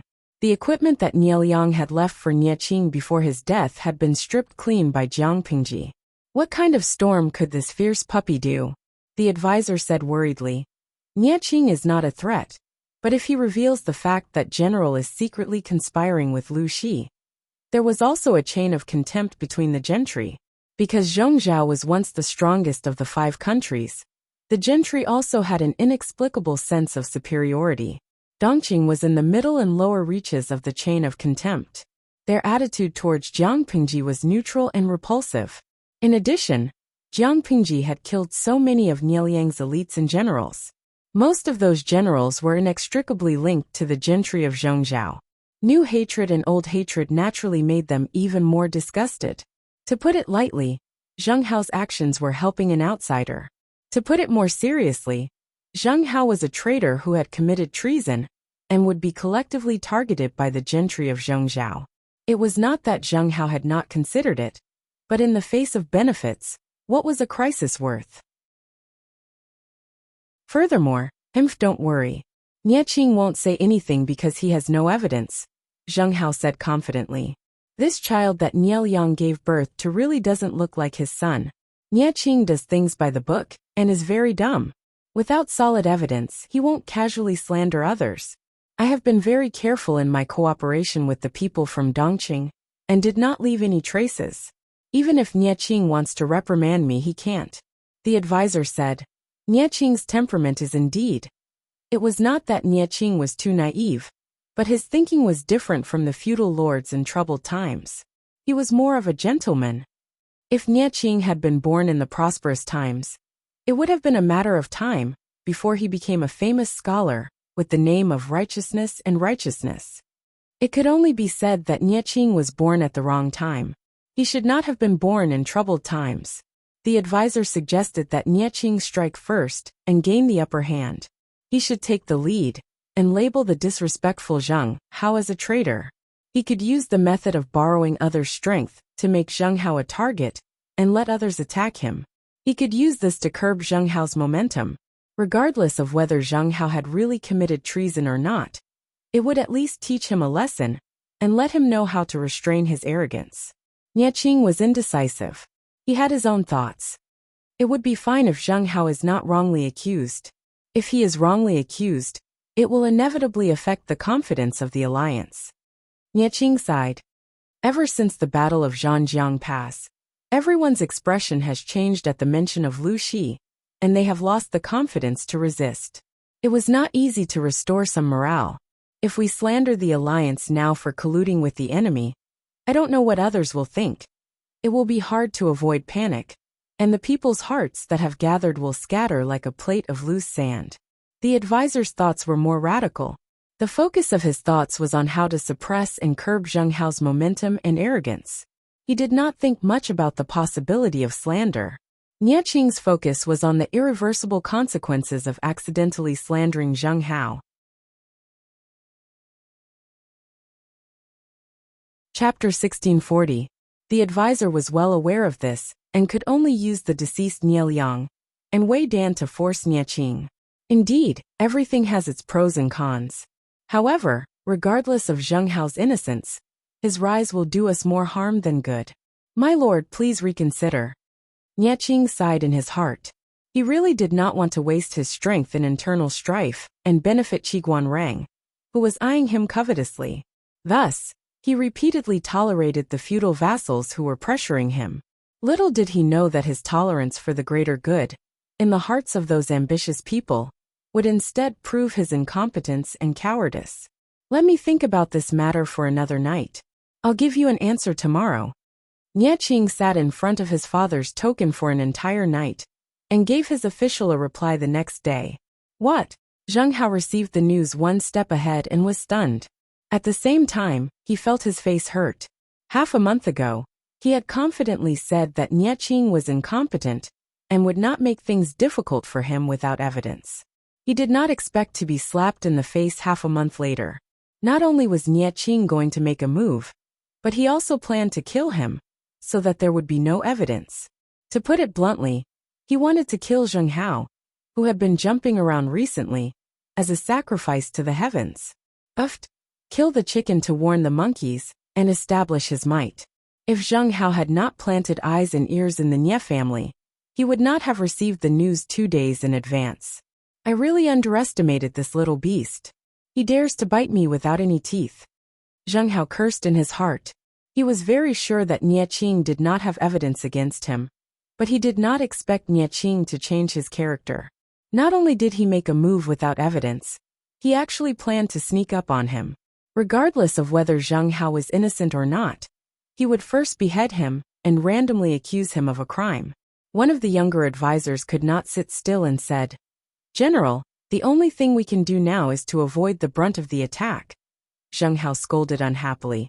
Is there something wrong with your brain? How do you have the face to give me advice with that brain of yours?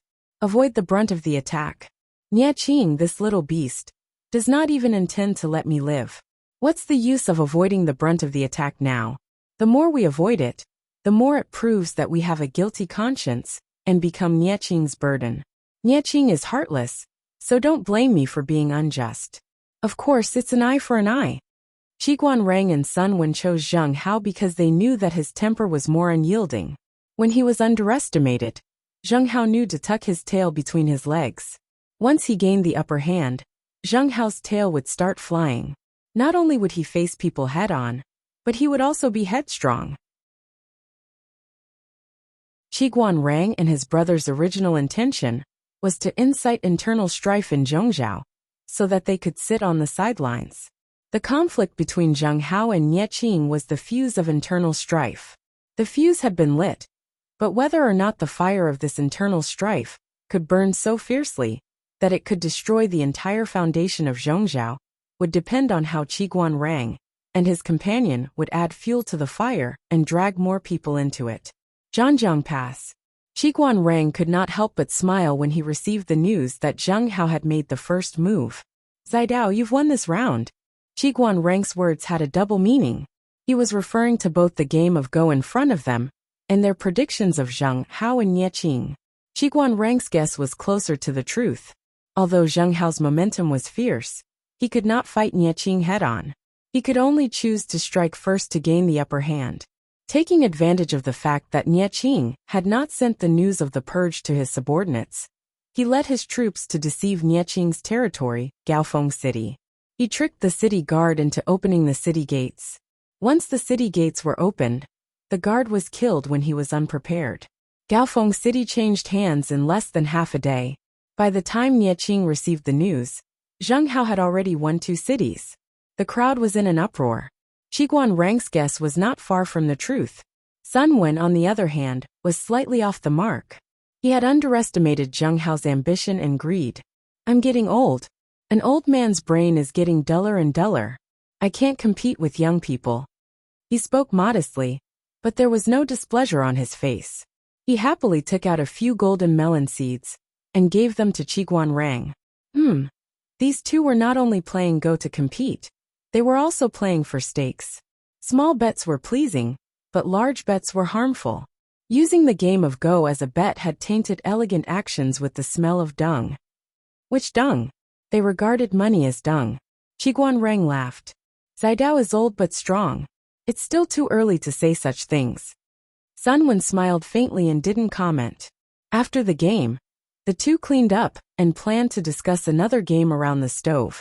It was snowing heavily outside, but it was warm and cozy inside the room. Zheng Hao is a qualified chess piece, but the entire game can't be supported by one chess piece. Similarly, if Zheng Zhao wants to become completely chaotic and waste its resources on internal strife, Zheng Hao alone won't be enough. Qiguan Rang held a glass cup of wolfberry tea and added a spoonful of thick honey to it. He lamented the corrupt life of the rich while enjoying himself. Nie Qing's personality isn't like his father's, but he's not the same. Isn't this a surprise? Zheng Hao can only be considered a whetstone in front of him. Wasn't that right? Nie Liang had counted everyone, but left out Zheng Hao and the others. Wasn't he planning to use Zheng Hao and the others to sharpen Nie Qing? From this, it could be seen that in Nie Liang's calculations, Zheng Hao was no match for Nie Qing. The two old foxes gathered together to play Go and chat. With a few words, they had decided the future of Zheng Zhao. How could they escalate the internal strife in Zheng Zhao?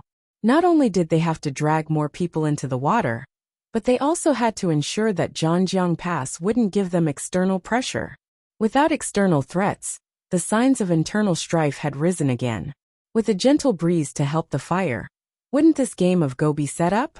Sun Wen took the opportunity to throw out a bombshell and drag those who had been watching from the sidelines into the water. This bombshell had something to do with a certain neutral power in Zheng Zhao. This power was originally attached to the Nie family. After Nie Liang's death, they took advantage of Nie Qing's unfavorable position to become independent. Sun Wen's bombshell became the fuse for this neutral power to go against the Nie family. The bombshell was about the good deeds done by a legitimate son of the Nie family during the Nie family's heyday. How do you know? Qiguan Rang was very curious about what other gossip Sun Wen had in his hands. No, a trump card. Every time he played it at the most critical moment, it would achieve unexpected results. Sun Wen said coldly, "As a father, I naturally pay more attention to what the murderer of my son has done." The descendant of the Nie family who killed Sun Wen's only son had dealings with many landowning women. Some had done so willingly, and some had done so unwillingly. His only son, Sun Lai, had won first place at the assembly. Although the descendant of the Nie family bore a grudge against him, it wasn't to the extent that the other party would break his legs out of humiliation and send him to the border on a groundless charge.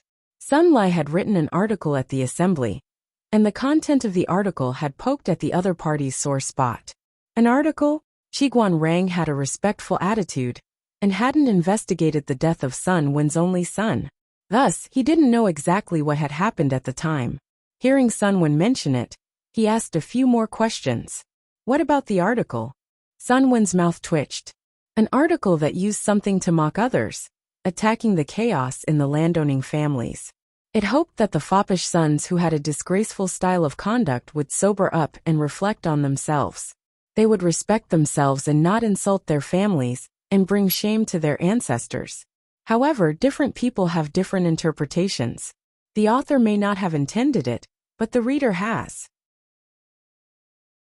The descendant of the Nie family mistakenly thought that Lai had seen him having an affair in the backyard and used it to threaten him. That's why he wanted to kill him.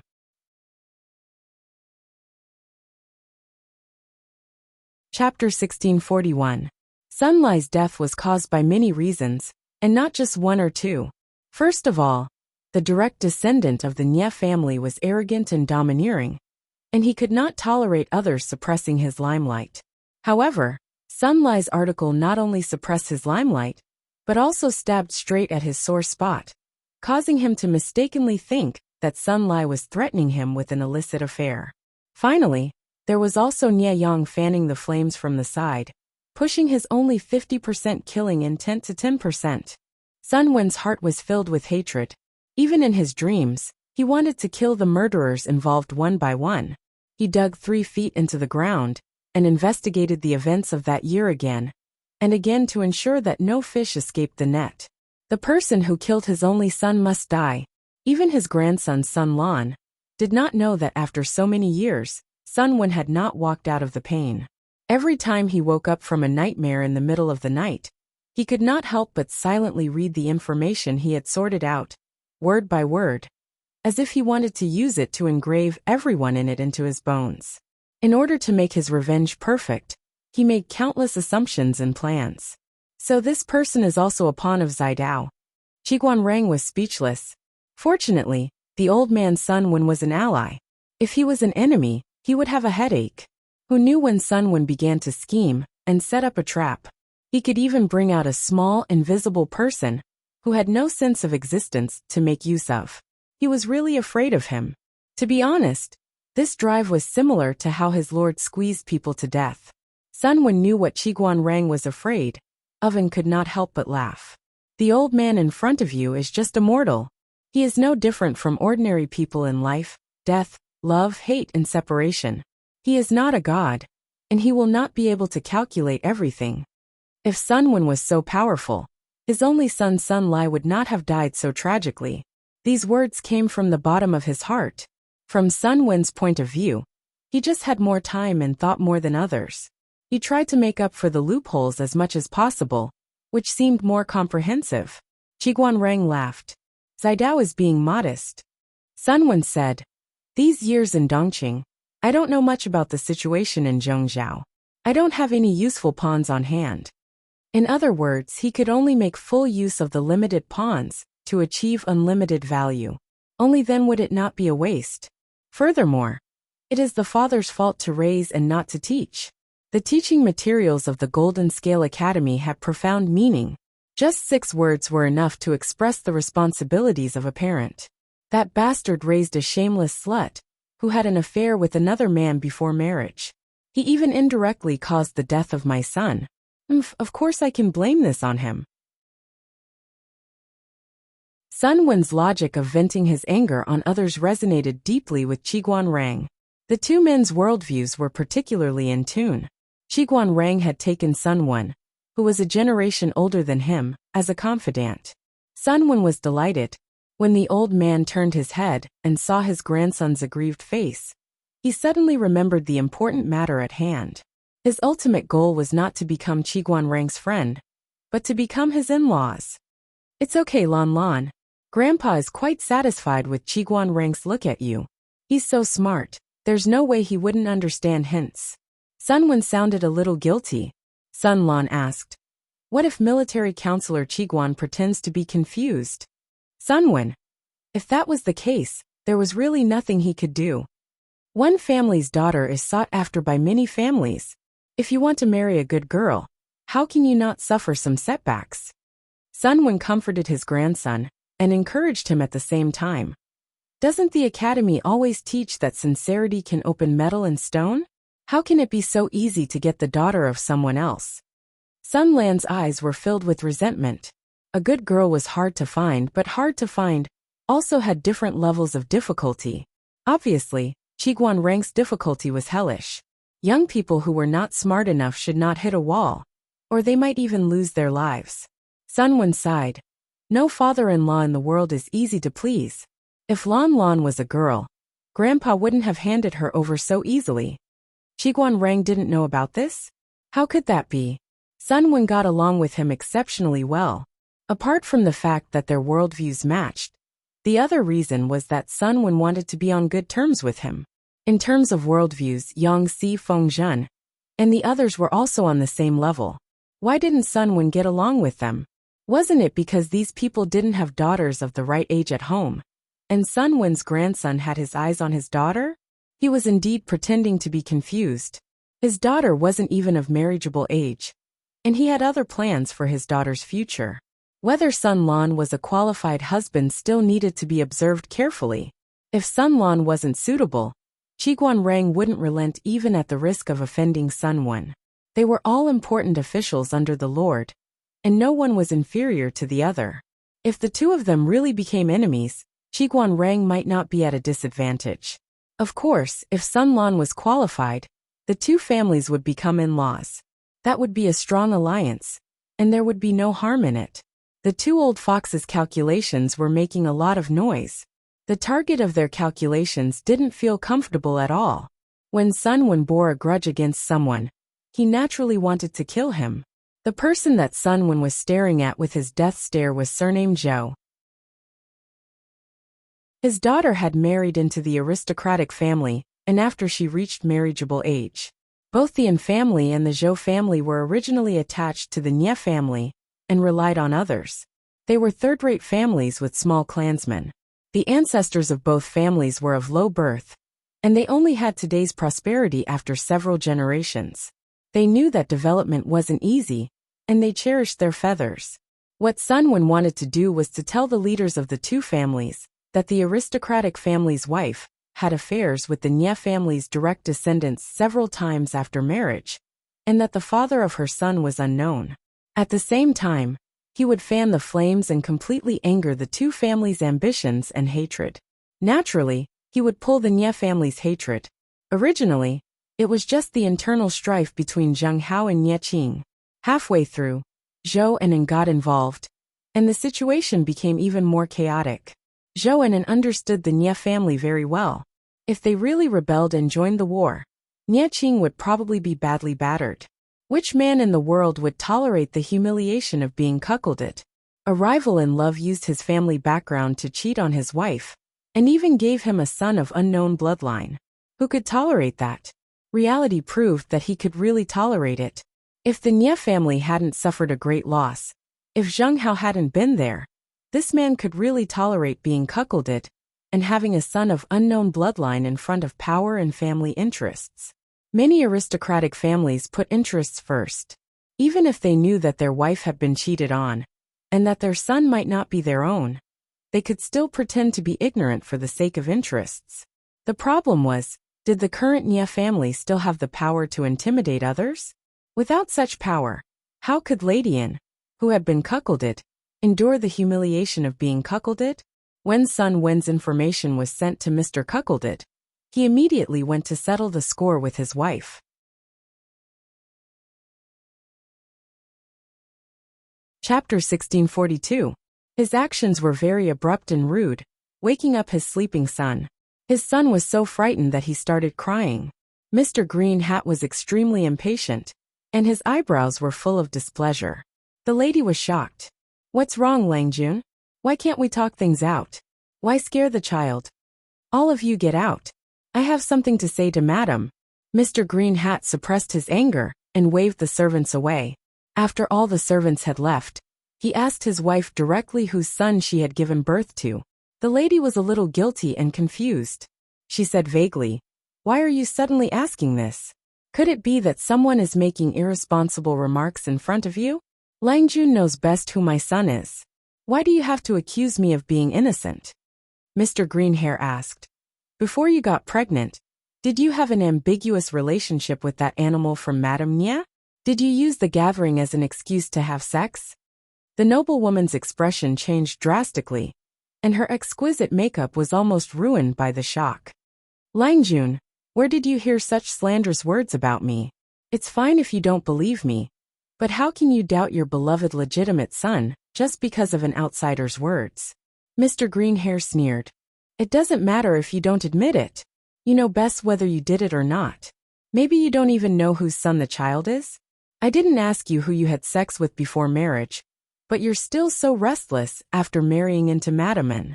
How can you face me?" The more she spoke, the more ashamed she became.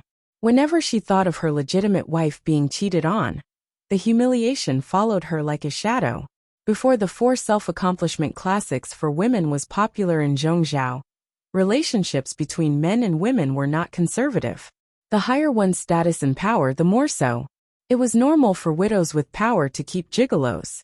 It was normal for unmarried daughters to have 1 or 2 male confidants. The circle of the gentry was more open. However, after marriage, she would have to consider her husband's and her family's reputation and focus on taking care of her husband and children. This was the tacit understanding of the circle many years ago.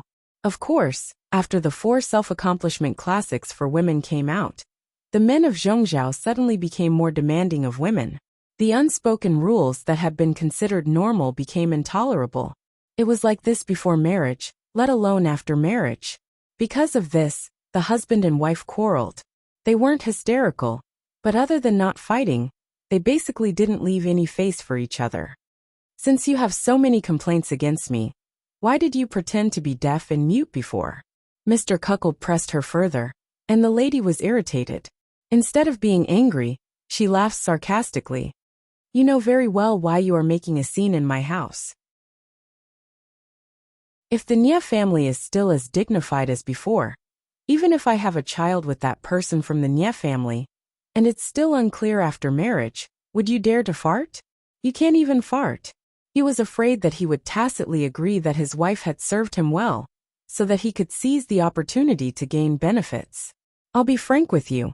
Even the pimps in the brothel have more guts than you. Ask yourself honestly, do you really not know the relationship between me and that person? Not even a whisper? What a joke. You probably know something, but you don't dare to delve into it in order to avoid it, right? Why are you pretending to be a man to settle the score with me? If you have the ability, why don't you bring people to kill that person? Let's go now. What kind of hero was he if he didn't have any ability and only knew how to yell at inner house girls? Do you think I'm willing? If I tell you, would you dare to stand up for me because of your power? Coward. Mr. Cuckold's face turned ashen. Why wouldn't I dare? The lady said bitterly. Of course you dare now. Is the Nie family still the Nie family of the past? If it was in the past, would you dare to speak up? Your whole family, old and young, are just the dogs of the Nie family. Today's Nie family is just an old worm with all its teeth pulled out. Yet it still occupies the mountain and claims to be the king. You have long been unconvinced and have long planned to rebel and stand on your own. But because of your face, you are unwilling to bear the reputation of betraying the old master and being ruthless. Now that you're questioning me, you just want to use me as a raft to launch an attack on the Nie family. Say one more word. Mr. Cuckold's most secretive ambition was mercilessly exposed by his wife, and he became angry out of shame. Humph, even if you say 10 or 20 more words, I dare. The lady sneered and said fearlessly, with just you alone, even if you rebel against the Nie family, it's no different from hitting a stone with an egg. If you use this matter to get my father's help and use his guilt, your chances of success will be greater. As long as you still need my father, even if I say it for 10 days and 10 nights, don't say one more word. Do you dare to kill me to silence me? I'm asking if you dare. Mr. Cuckold choked on his wife's words. His red eyes surged with complex and vicious emotions. After a while, you don't dare. The lady sneered and raised her hand to straighten her clothes. She walked past him with her head held high and chest puffed out, leaving 2 words behind. Coward. The lady was right. Mr. Cuckold indeed needed his father-in-law's help. Now was not the time to fall out with the Yu family. When he succeeded, he wouldn't have to continue enduring that shrew's humiliation. Madame and Madame Zhou quickly reached a tacit understanding. While Nie Qing was forcing Zhang Hao to jump up and down, they quickly acted and interrupted the rhythm of the internal fight. Madame and Madame Zhou were originally attached to the Nie family. The Nie family didn't have their guards up against them, and even gave them a certain amount of trust. No one expected that the former dogs would suddenly bite back. Zhang Hao was the most surprised that Madame and Madame Zhou joined the civil war. Even though he had acted first and tricked Nie Qing into taking 2 cities, Nie Qing had reacted and taken an effective counterattack. Zhang Hao's foundation was still weak. Even with Qiguan Rang and the others secretly supporting him, he couldn't compete with Nie Qing. He was almost beaten to a pulp. Madame and Madame Zhou joined the internal fight. Nie Qing's backyard was on fire. Zheng Hao's pressure on the front lines decreased. Not only did he catch his breath, but he also forced Nie Qing, who was at his peak, into a difficult situation. Qiguan Rang and the others surrounded the fire to watch the show. They were in a particularly good mood. They planned to add bricks and tiles to the fire that had been ignited with great difficulty. Nie Qing and the others keenly sensed that something was wrong. They didn't want to be dragged into the swamp of the internal fight. However, Zheng Hao's greed and Madame Zhou's ambitions wouldn't give up so easily. The more Nie Qing considered the bigger picture, the more fearless they became. In the end, they really fought. Nie Qing understood that according to this rhythm, they would either die from the internal fight between the three families, or Jiang Pingji would take advantage of them. After thinking about it, Nie Qing chose the latter. Jiang Pingji was an external threat. Zheng Hao, Madame Zhou, and Madame were internal threats. Nie Qing didn't think he had done anything wrong to them. However, they betrayed the Nie family at their most difficult time, and made a counterattack. If he didn't kill these ungrateful people, was he supposed to keep them alive for the new year? Nie Qing didn't want to see his father in the underworld one day, and be reprimanded by him, for not being able to control his henchmen. Nie Qing was serious. The internal fight became even more intense. Apart from a truce on New Year's Day, there was no end to the fighting. At first, only a few families participated in the war. Later, other forces were involved. The situation was chaotic. Looking at Zhongzhou, Nansheng, and Dongqing, only Jiang Pingji and Enchui were celebrating.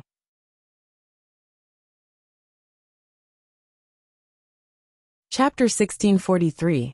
Jiang Pingji had been in the north for more than a decade. She celebrated the new year according to the customs of the north. This was the first time she had returned to the south. The new year in the south was very different, not only in terms of customs, but also in the environment. The snow in the north had always been thick, but it was not too cold around the new year. It was different in the south. The snow was not thick, but the air was chilly. It was during the war, so the atmosphere was not strong. The streets and alleys were almost empty. Half a month before the new year, Jiang Pingji led people to visit everywhere secretly. She was only relieved when she was sure that the people had been properly settled down. There were many people in the world who obeyed on the surface, but disobeyed on the inside. That was why there were scandals of poor supervision and poor implementation. It was not possible even in the future interstellar with the information explosion, let alone in ancient times when communication was extremely inconvenient. The people under her command did not take the people seriously, nor did they take her orders seriously. It was normal for the winter clothes and food to be embezzled and embezzled. Therefore, Jiang Pingji's hands were stained with blood during this trip. She killed along the way, so the local officials spent the new year in fear. They were afraid that Jiang Pingji was secretly watching them. Who knew where she came from? Those who committed lesser crimes were reprimanded from top to bottom. None of the people involved could escape. Those who committed more serious crimes and embezzled more than the standard set by Jiang Pingji were merciful. Of course, it was not that she did not promote people along the way. Corrupt people were hateful and deserved to be killed. But those who did their duty well, and even exceeded their quota, should be rewarded and encouraged. She recorded the people and things she saw along the way in her mind's account book. Some people should be promoted. It was a waste of talent to stay in their original positions. Some people did not have enough experience. They needed to be honed for a year or two before being promoted.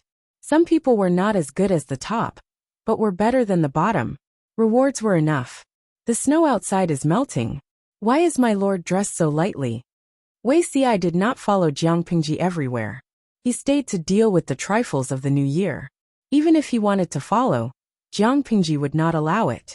After all, Wei Xi did not have a strong body like hers. If he ran around for a month in the cold season, he would definitely fall ill. I'm not afraid of the cold. Jiang Pingji untied the rope of her straw cape with one hand, and threw the name list on the bamboo slip to Wei Xi. The paper was light, but it had its drawbacks.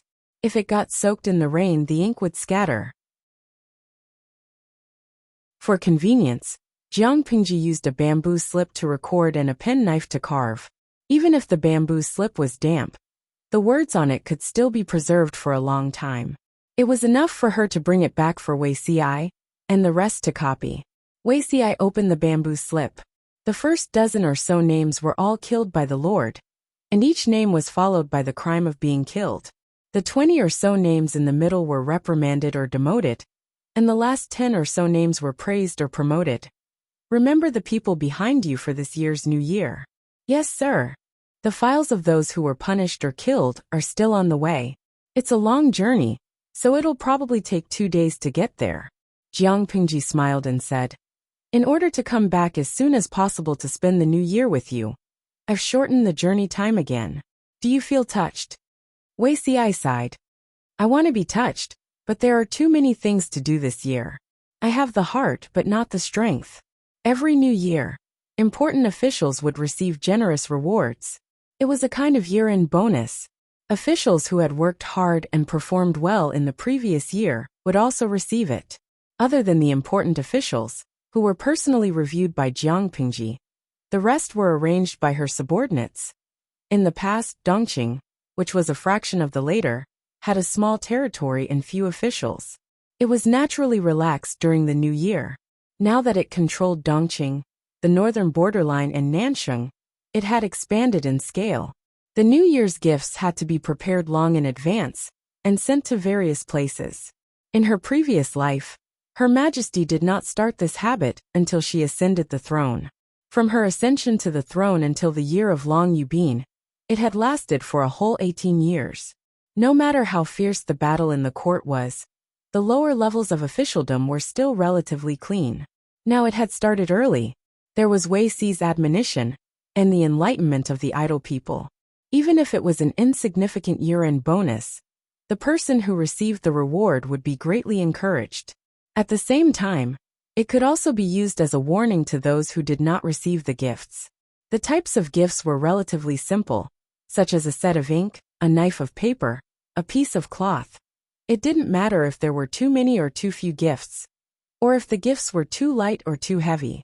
What mattered was the meaning behind the gifts. This was not only to win over the hearts of the people, but it was also a warning to the many supervising officials.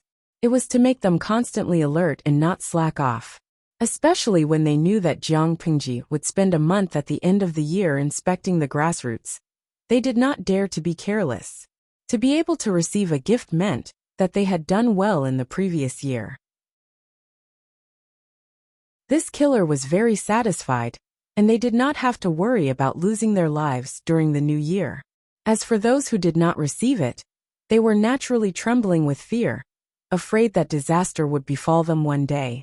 After so many years, except for Nanxing and Nanxing who did not know the rules, everyone in Dongqing understood her temperament. Towards those who were derelict in their duties and corruption, she would kill them without batting an eyelid. As long as they were dutiful and diligent in their duties, she was also a magnanimous and benevolent ruler. Every new year, the people would be surprised to find that these parents and officials became extraordinarily hardworking. Their performance in government affairs rose steadily, and their efficiency was extremely high. For example, among the New Year's letters sent this year, there was a very interesting content. A small county magistrate who was mediocre, but had been in a remote and desolate village for 23 years, complained that his old mother was getting on in years. She happened to hear about foreign chong peaches, and really wanted to eat them. Even if she could not eat them, it would be good to see them. He also wanted to buy half a caddy for his old mother, but the small county in the 81st level didn't have it, and the price of buying it on behalf of others was too expensive. Jiang Pingji felt that this request was not too much. This minor official's performance in the previous year was not bad, and he had a good reputation in the local area. Therefore, the New Year's gift was changed from a knife of paper and 2 ingots of ink to a caddy of peeled chong peaches. Not to mention how frightened and surprised the minor official would be when he received the chong peaches. Jiang Pingji was busy until the morning of New Year's Eve before she stopped writing. There were wars everywhere this year. During the winter, she even allocated funds to save millions of people in Jinan and Nanxing. If it was not for the fact that the Nan family had assassinated 7 noble families in Fenzhou and enriched their private coffers, her wallet would have been empty. The New Year's banquet was not as elaborate and grand as the previous years. It was more like an ordinary family banquet. Everyone gathered for a meal and summarized their performance in the previous year. Compared to her low-key side, and Shui on the other side was very arrogant. Hua Yuan could hear Shui's laughter from afar. He adjusted the expression on his face and revealed just the right amount of puzzlement. He smiled and entered the main tent. I wonder what happy event has made my lord so happy. The bashful Xichang princess was kneeling next to Shui. His large palm held the princess's soft hand, and he kept rubbing it with emotion. The heavens have not ended my heir. Shui's eyes reddened as he spoke. Although he said that the princess of Xichang was just a plaything and did not have the right to give birth to a young master for him, he was still very happy that she was really pregnant.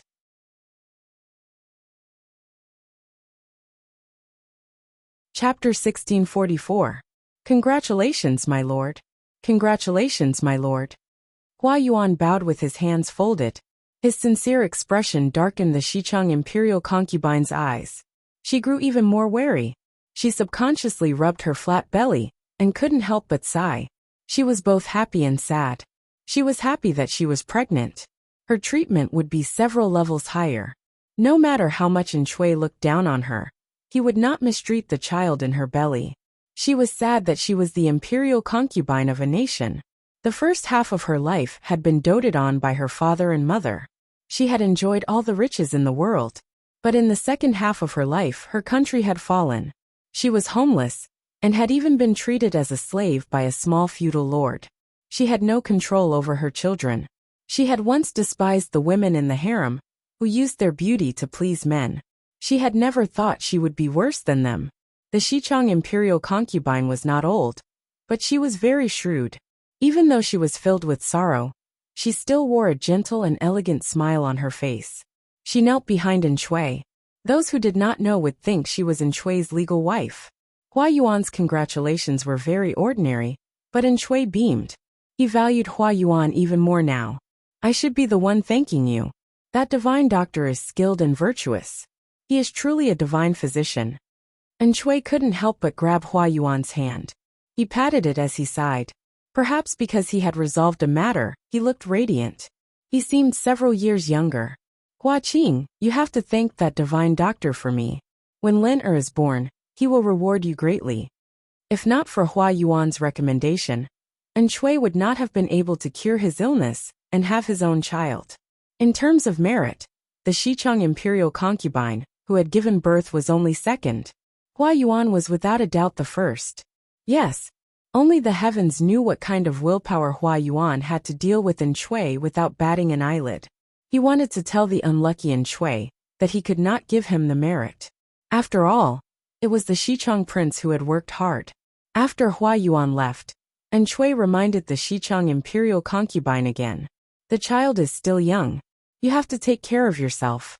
When Lin is born, you will not be treated unfairly.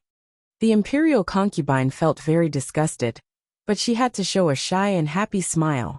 I understand. I will definitely give birth to a healthy child for you. Shui was very satisfied.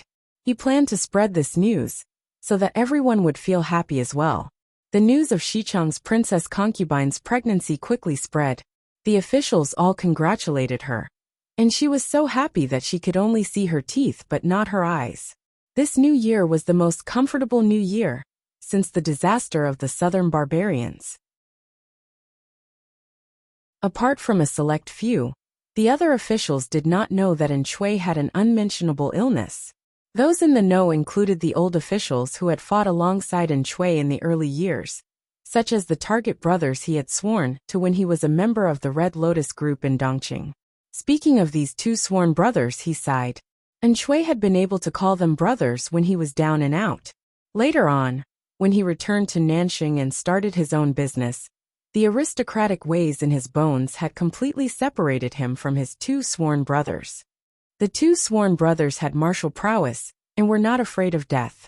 In the early years, when Shui had no men and no land, They were indeed the trump cards that Shui could bring out.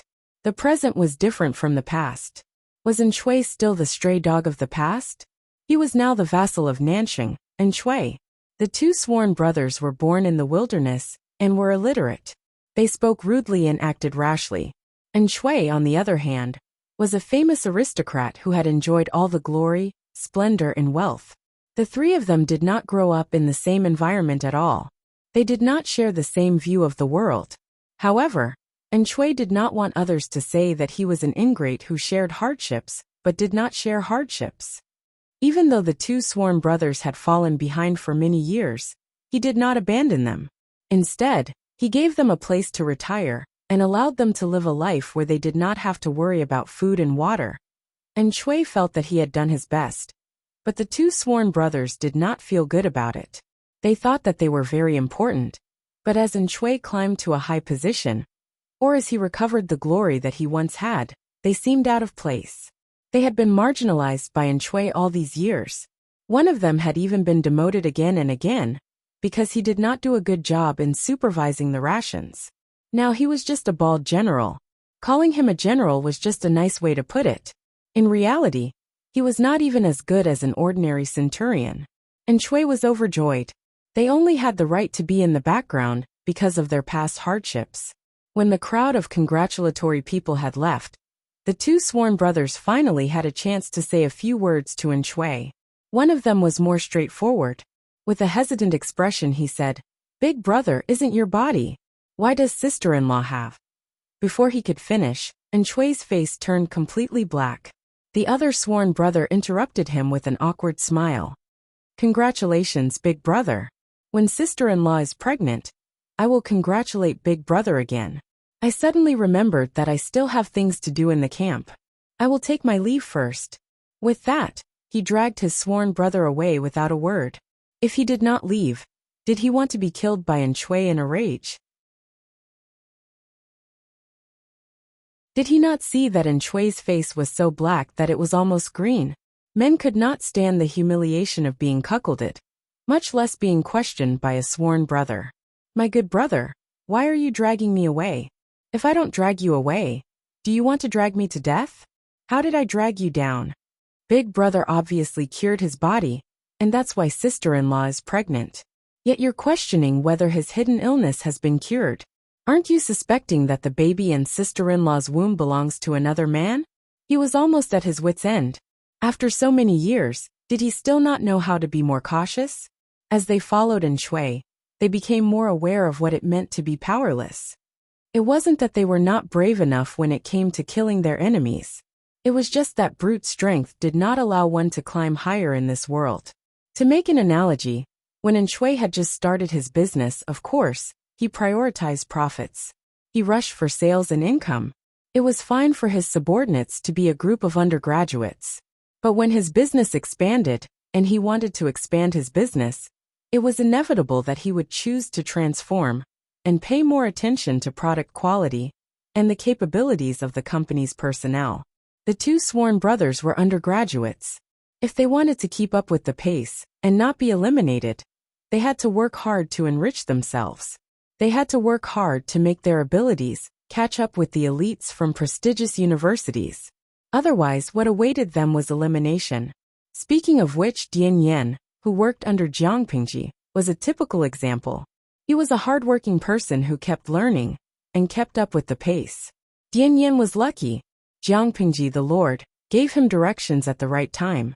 Yang Si, the think tank, was stationed with him in Hu County for 2 to 3 years and gave him special lessons from time to time. Dian Yan learned with difficulty at first, but he also climbed up after much hardship. On the other hand, the two of them were not so lucky, and Shui did not have the patience. He did not think that their hard work would be very effective. His other colleagues also looked down on their background and abilities. They were unwilling to pay attention to these two uncouth people, let alone give them pointers. They could still stay in the Shui group as a customer service and janitor. They could earn a living because of Shui's kindness.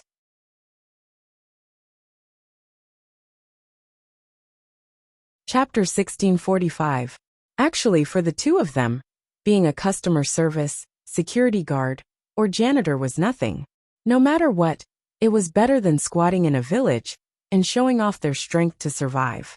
However, it was difficult to balance it out, and Shui used to be attentive and concerned to them, calling them brothers and thinking highly of them. But now he didn't need them anymore. From being in Shui's right and left arms and confidants, they were reduced to the background, idlers who did chores. This wasn't the worst part. The worst part was that the people who used to suck up to them were now stepping on them. Their days were getting more and more depressing. With such a huge difference, it would be strange if they felt good. But they couldn't complain, lest Shui heard about it. They only had a little bit of friendship left with Shui. If they lost even this, they would probably be beaten back to their original state. Sigh. Let's not talk about these unhappy things. We haven't had a drink together in a long time. He patted the shoulder of his brother and sighed. Sister-in-law warmed the food and wine at home. We're going to drink to our heart's content tonight. Let's go. Both of them were sad people, so they agreed to get drunk together. Unexpectedly, they ran into Lu Zheng, who had lost a lot of weight and was about to return home. The brothers' eyes brightened. One of them called out to Lu Zheng. Military advisor Lu, where are you going? Lu Zheng's situation wasn't much better than the two brothers. The latter saw it and remembered it. Lu Zheng had sacrificed a lot for Shui. The first 2 years were even more difficult. Who knew how much energy and effort it took to slowly open Shui's shop, allowing him to enjoy the glory he had today. Now that Hua Yuan, who was more to Shui's liking, had appeared, Lu Zheng, the strategist with whom he didn't share the same values, was slowly buried and marginalized. To be honest, Lu Zheng was one of the few people in Shui's camp who was willing to look the two brothers in the eye. Thus, they were extremely respectful to Lu Zheng. They would greet him and say a few words when they met on the road. Lu Zheng turned his head and said calmly, "So it's you two generals. I went to congratulate my lord earlier. I'm on my way home to stay up for the new year." Even though there weren't many people in Lu Zheng's house, staying up for the new year was an old tradition. The two brothers looked at each other, cupped their fists and invited. "We are also alone outside, and it's boring to stay up all year round. Why don't you join us, military advisor?" Lu Zheng nodded in agreement. Festivals like the Chinese New Year should have some popularity, and the more people, the merrier. The two brothers happily led the way. After a few turns they arrived home. The house was brightly lit, and a beautiful woman had been waiting outside for a long time. "Madam, go and prepare some good wine and dishes. We must drink to our heart's content with the military counselor and the others tonight." The woman nodded and led the two maids to bring out the wine and delicacies that had been kept warm. After eating 2 mouthfuls of food, her sworn brother said, "Sister-in-law's cooking is amazing. I haven't had such delicious food in a long time." The two brothers boasted about their business. Lu Zheng sat at the side and listened quietly. He did not speak for a long time. He had met that madam once. It was said that she was originally the wife of a small aristocratic family. Because of the chaos of the war, she was separated from her family when they migrated. She fell into the hands of the southern barbarians and was tied to the back of a horse as a spoil of war. Whether it was luck or misfortune, the southern barbarians were about to take their spoils of war away to enjoy when they ran into the troops of Shui's tent. At that time, Shui's career had just started. The two sworn brothers were the most useful generals under his tent. The sworn brother killed the southern barbarian bandits and saved this concubine's daughter. He immediately saw her and brought her back to his tent without a word. From Lu Zheng's point of view, this kind of forced buying and selling was essentially no different from the southern barbarian bandits. Weren't they all bandits? But this madam had accepted her fate, so Lu Zheng could not say anything. He did not like this world. Whether it was men or women, they were all pitiful and weak in the face of evil bandits who took things by force. In the end, they had to accept their fate and treat the other party as heaven and earth. It was truly laughable. Lu Zheng was not a talkative person, so the two brothers did not think there was anything wrong with him.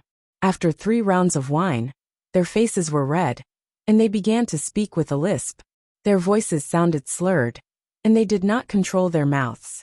Lu Zheng listened and sighed inwardly. No wonder Shui was at odds with these two brothers. Secrets could not be kept. Once they drank, they dared to say anything. As time went on, a narrow-minded person like Shui would naturally have disagreements. The two were discussing Shui's inability to have children due to her unmentionable illness, each saying something about how the other had gotten pregnant. Not only did Shui disagree with them, but Lu Jing also felt uncomfortable listening to them. If the salted fishes were here, they would know why. Because the words of these two brothers were stabbing straight at the G-spot of a straight man. It would be strange if Lu Jing, who had normal values, could feel comfortable listening to them. After listening for a while, Lu Jing used the excuse of sobering up to go out to the veranda to look at the snow. The sounds in the room faded away behind him. It's snowing. The bright moon poured down cold light, dispersing the tipsiness on Lu Jing's body. His swollen mind calmed down again. He had a question in his heart. This question was the same as the two people in the room. How did Shui have a child? How did the child come so coincidentally? Seeing Shui so happy all day, it did not seem fake. Although he was confused, he did not say it out loud like a bore. Lu Jing still cherished his life. If he angered Shui's murderous intent because of this, wouldn't he die an unjust death? No matter how imaginative he was, he did not expect Hua Yuan to play such a trick. On the surface, he was plotting for Shui, but behind his back, he wanted to kill Shui. Moreover, he did not expect Hua Yuan to arrange for the sewing opportunity to be the elder brother of the Xicheng princess. Those with more upright thoughts would not immediately think of something that went against human relations, unless it was someone as observant as Jiang Pingji, or someone as schizophrenic as Hua Yuan. As he thought about it, Lu Jing heard the crunching sound of wooden clogs stepping on the snow. A delicate fragrance wafted into his nose. "Sir." A gentle female voice carried a watery warmth. The lady walked over gracefully and put down a cup of soup to sober up. Lu Jing declined politely. "I haven't had much to drink, so I won't trouble you." He was not a single person. He could understand women's hints. When dealing with married women, it was right to keep a respectful distance. "Sir, don't be nervous. Lang Jun and third brother are drinking in the room. The two of them are drunk and don't know what's going on here." The lady laughed. Seeing that Lu Jing was still keeping a respectful distance, she said warmly, "Sir, please don't misunderstand me." The lady secretly looked around the room. Suddenly, she poured the warm soup on Lu Jing. She raised her voice and kept apologizing to Lu Jing. Lu Jing's face darkened. He raised his hand and brushed away the lady's action of wiping him with a handkerchief. He looked angry. "I'm sorry. There are still clothes to change in the residence. Why don't you come to the guest house and change? I'll arrange for a servant to send you away." Lu Jing did not say anything. He closed his eyes and hid his thoughts.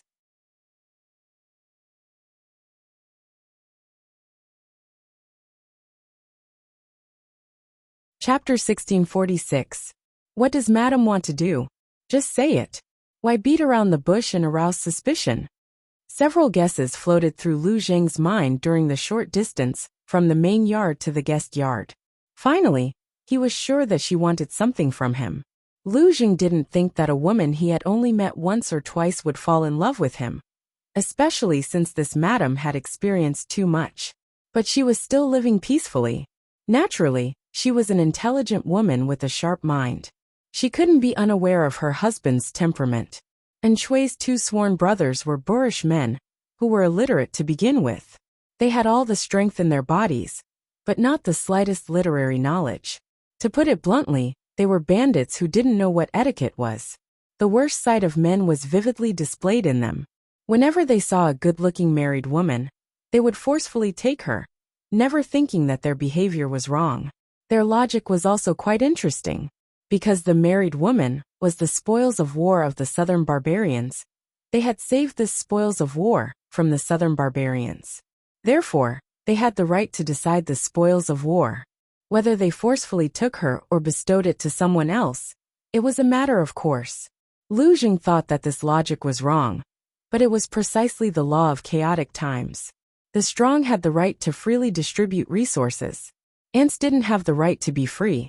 However, although they were ants, They also had the right to struggle. As soon as Lu Jing finished speaking, the two entered the guest yard. The madam turned around and bowed to him. "Madam, are you forcing me?" Was she trying to force a duck onto a perch? Or was this moral coercion? "I do have a request. But I have no intention of forcing you." Lu Jing frowned slightly. He wasn't afraid of trouble, but he wouldn't accept anyone's trouble. It wasn't like he was overflowing with kindness and had nowhere to vent it. "Madam, why don't you tell me first? If I can help, I will naturally help. If not, you don't have to make this trip." Lu Jing didn't say anything definite, which could be considered as giving her a glimmer of hope. She waved her hand at the door that separated the outer and inner rooms of the guest courtyard. The simple door was opened, revealing a shy face. Lu Jing furrowed his brows and took a look. With his sharp eyes, he discovered that the handsome manservant with the red face and white teeth was a girl. She was not tall, and her body was very skinny. Only her face was extremely beautiful. If she was properly nourished and her facial features developed, she would definitely be a beauty that could topple cities. "Madam, this is..." "Come here, quickly greet the teacher." The madam waved at the child and pulled him. "To tell you the truth, this child was born from my late husband and me." Back then, during the disaster of the southern barbarians, my late husband's family migrated, but they encountered an accident and unfortunately died. In order to avoid disaster, this servant had no choice but to hide the child and lead the southern barbarian bandits away by myself. Later I met this person. This servant then brought the child back. It's just that he's a very hot-tempered person. Whenever there's even the slightest sign of trouble, he'll get angry. Your servant had no choice but to lie and say that the child is my niece's son. In order to keep the blood of her mother's family, she wanted to keep them by her side so that they could eat. In the past few years she was fine, but as the child grew older, her face became like this servant's. Recently, it has become even more so. Therefore, I had no choice but to find a way out for her. Lu Jing was very smart. He knew what the madam had encountered the moment he heard this. A trace of disgust flashed in the depths of his eyes.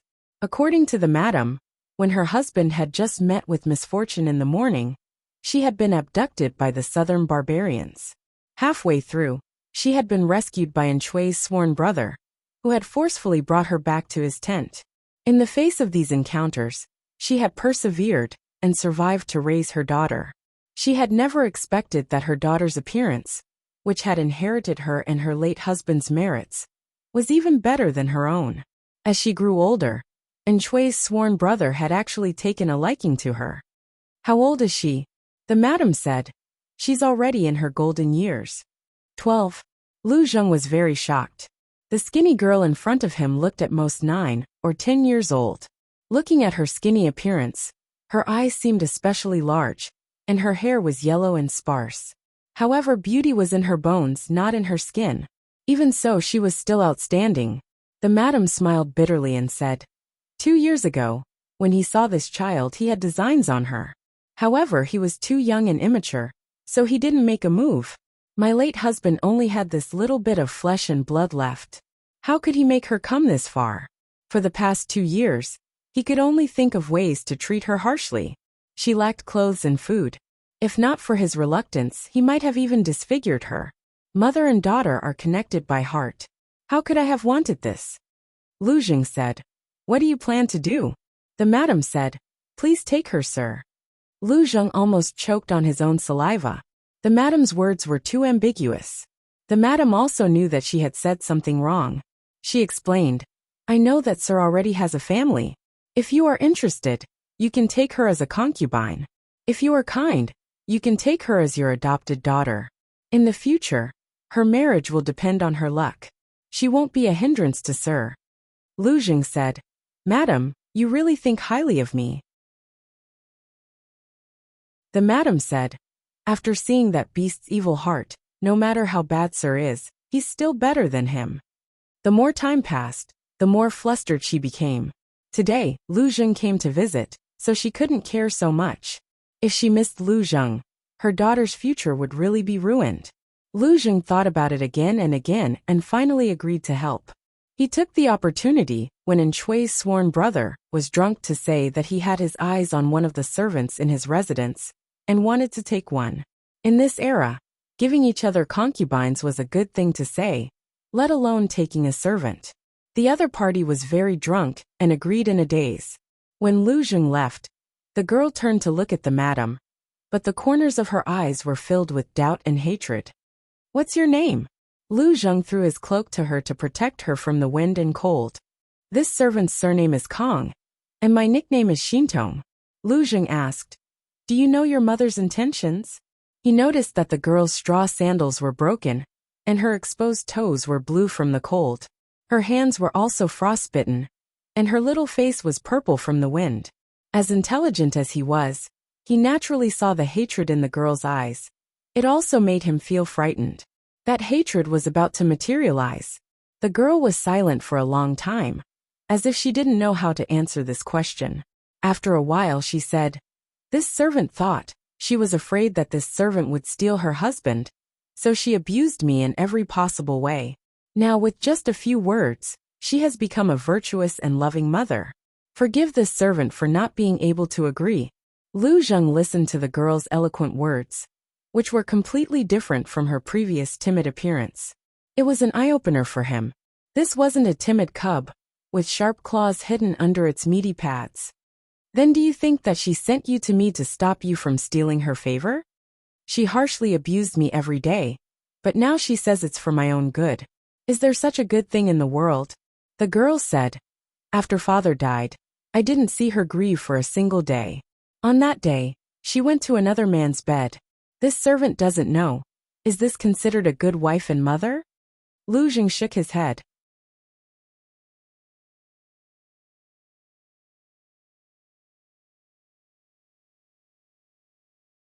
Chapter 1647. It's reasonable for you to think that way. Lu Zheng didn't blame Kong Xintong. She was just a child who enjoyed her parents' love at a young age, but lost her loved ones overnight and couldn't understand her mother's pain. A child's thinking was different from an adult's. Adults could drag out an ignoble existence for a living, but a child's world was either black or white. The concept of gray had never existed. Lu Zheng was also a father, so he was naturally more tolerant and patient with children. The girl clenched her fists and gritted her teeth. "Sir, do you mean that you believe her flowery words?" She felt that her mother was ridiculous. When her father was still alive, he let her live a life of luxury. Outsiders often envied the couple. But what happened in the end? Less than a day after her father's death, she climbed onto another man's bed and nestled in his arms. She was like a parasite that could only cling to men and couldn't survive without a man. She didn't care about her ex-husband's daughter at all. In order to please her current husband, she even abused the girl in every possible way. She didn't have enough to eat or wear, and she was forced to wash buckets by the stream in the dead of winter. Rome wasn't built in a day. Similarly, the young girl's hatred towards her mother was not something that could be accumulated in 1 or 2 days, or even 1 or 2 incidents. Lu Zheng didn't answer and asked instead, "Do you know what a person wants in a chaotic world?" "To live." The girl didn't understand. Lu Zheng continued, "Living is not difficult for ordinary women. If they are willing to let go of their dignity, they don't mind being humiliated like dogs, and they don't mind living a muddle-headed life. Even if they fall into the hands of alien tribes, they can still survive. But living is easy, living with dignity is difficult. No matter how you look at it, your mother is a smart woman." Kong Xintong still stubbornly insisted on her own opinion. Lu Zheng also lost the mood to go back and stay up for the new year. He stopped and took another path. He knew that the girl was stuck in a dead end. Simple chicken soup for the soul wouldn't wake her up. The best way was to slap her in the face with facts. "Actually, your mother is your stepfather's concubine, not his legal wife." On the way to the destination, Lu Zheng first gave the rebellious girl a heads-up to ensure that the effect would be the best. "Your stepfather was born in the wilderness. He was originally a rebel of the Red Lotus group in Dongqing. He married a wife in the countryside of Dongqing. It's just that those rural women are like weeds. Their colors are not bright, and they are abandoned in their hometown early on. It was very common for a man to leave his wife behind in his hometown and look for a new lover on the outside. Zheng just wanted to tell the girl that a woman's face was indeed a weapon, but she couldn't use it as her most powerful weapon. Men covet color, but prefer freshness. Did you know that your stepfather had ill intentions towards you? I understand, Kang Shintong said stubbornly. Even if that old man took advantage of me, how bad can my ending be? To me, if I can borrow this face and become that man's concubine, I can live a better life. Who wouldn't I give myself to? Lu Zheng's footsteps halted. He turned around and looked down at her, a mocking smile on his face. Then I'll let you see an ending that's 10,000 times worse than being someone's slave. After saying this, Zheng grabbed Kang Shintong and walked a few steps forward. He had long legs and a long body, but Kang Shintong was small. She almost stumbled and fell. Her gaze fell on his hand that was pinching her wrist. Zheng didn't touch her hand directly, but through his wide sleeve. Zheng took her to the dark alley where the prostitutes gathered. He had never been to such a place before, but he had heard of it. He had seen it from afar when he was patrolling earlier, and the situation was terrible. Tonight was New Year's Eve. Logically speaking, every family should be celebrating the new year, but the dark alley was still lively. There were many low, dark doors in the alley, and women in dirty clothes leaned against the doors. Their ages ranged from 7 or 8 to 50 or 60. Most of these women were in a sorry state. Their cheeks were purplish red from the cold wind, and some of their faces were covered with poor quality makeup. Other than the stench of sweat and poor quality makeup, there was also an indescribable smell in the air. When Kang Shintong passed by one of the women's short doors, the stench was even stronger. It was like a corpse that had been left in the hot summer for 7 or 8 days and hadn't been cleaned up. Even a thick layer of makeup couldn't hide the rancid smell. The woman's feet were covered with straw sandals, and her exposed ankles were covered with fine white pustules. Some of the pustules were already broken, and some were red from the woman's scratches. Kang Shintong's little face turned pale. Zheng said, "Those leaning against the short doors are the prostitutes. These are still considered good. They can serve the guests, and have a hut to shelter them from the wind and rain. Some of them just roll up a tattered mat and serve the guests in places with few people. Some of them are from good families, but most of them wander from place to place because of the persecution of the southern barbarians. Some of them were once the cheap concubines of rich families. Because of their old looks, they were despised and abandoned. They were sold to the broker house, and the broker house sold them to the brothel. The brothel has been receiving guests for 2 years, and they have changed from ordinary courtesans who receive 1 customer a day to the prostitutes who serve the peddlers. The number of customers they receive in a day is unknown, not to mention silver and copper. They can even give themselves to a night's rancid rice bran. Other than these women in the dark alley, there were naturally men who patronized them. Kang Shintong glanced at them and found that their eyes were all on her. She immediately felt so disgusted that her hair stood on end. She grabbed Zheng's sleeves and caught up with him in small steps. Only then could she have some sense of security. Zheng was wearing brocade clothes. One look, and one could tell that he wasn't a lowly person. Even if he were to linger in the brothel, he would go to a high-end and exquisite brothel to find a young and beautiful prostitute. The manservant beside him didn't dress well, but he was extremely handsome with a red face and white teeth.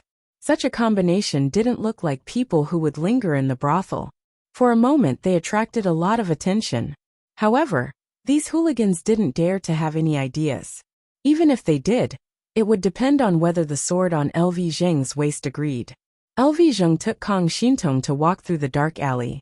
Kang Shintong came in with a puzzled face and went out with a pale face. "You saw it all." Zheng looked at Kang Shintong's head and said calmly, "Now, what else do you want to say?" Kang Shintong suddenly felt disgusted. She grabbed Zheng's sleeves and turned her head to vomit out acid. Her mind was full of what she saw and heard just now. The house in the dark alley was very shabby. The movements inside the door couldn't be blocked by a door or a window. Because of the light, she couldn't see what was happening inside. but just listening to the movements made her shudder. The woman's heart-wrenching cries of pain and begging for mercy, the man's violent and heavy breathing and obscene words. Some houses were even more terrifying. There was only one woman in the house, but there was more than one man.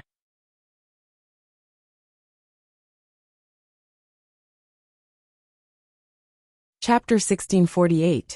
She could not help but think of Lv Zheng's previous words. It's easy to live, but it's hard to live with dignity. Kang Xintong did not dare to imagine that she would end up in such a situation many years later. After vomiting, she squatted down and wailed while hugging her knees, extremely resentful of her gender.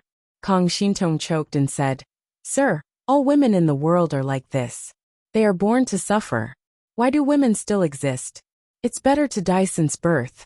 So what if her mother did it for her own good? Did her mother disregard her wishes and thoughts, and force her to suffer so much for her own good? What she thought was good, could it be that it was really good? Why didn't she ask herself which was better? A dignified and painless death, or a dignified but oppressive and violent life?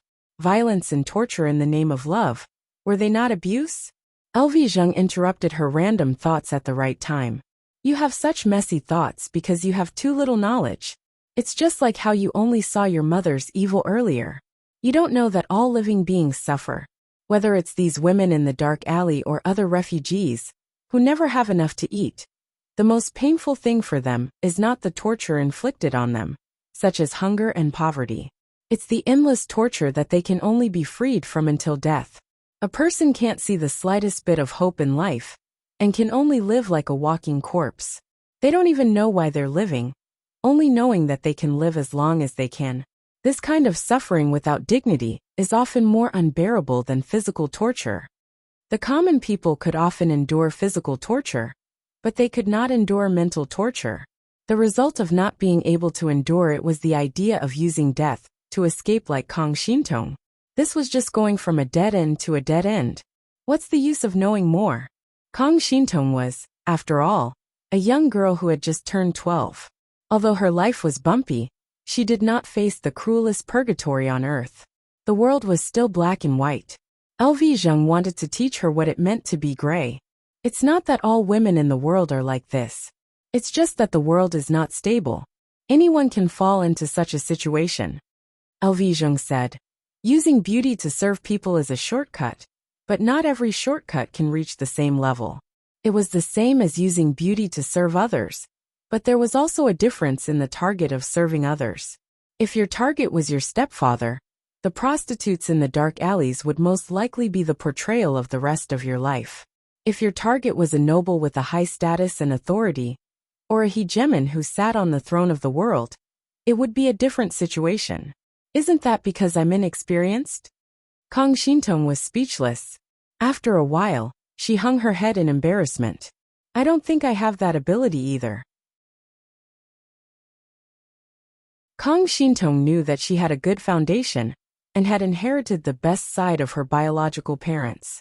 This could be seen from her stepfather's increasingly passionate and eccentric gaze these 2 years. Even though she was inexperienced, she knew what he was thinking. It was an undisguised, predatory look of a wild beast. Every time, her mother would panic and abuse her even more vigorously, which gave her an illusion. If that man was obedient to her, her mother would not dare to abuse her again. The repeated hints made her come up with this equation in her mind. Using her own body in exchange for power in the hands of a man, and using this to suppress her mother who bullied her, she could live a better life. Just as Lv Zheng said, she was inexperienced, and her vision limited her imagination. The best choice she could think of was this, and the only target was her stepfather. Under such circumstances, how could she think that her beauty could attract someone who was more powerful than her stepfather? Lv Zheng sighed and shook his head. Do you know who Lu Shi is? Kang Xintong shook her head. Even though Jiang Pingji was a famous and powerful feudal lord, not many people at the bottom of the hierarchy knew her. Dongqing was still alright. Jiang Pingji was quite well known. Many people knew the name of this feudal lord, where he was from, and whether he was a man or a woman. The people in Nanxing were more ignorant. It was good enough for them to know that there were other countries besides Nanxing, let alone feudal lords from other countries. They could not even maintain their lives, so how would they have the time to understand these things?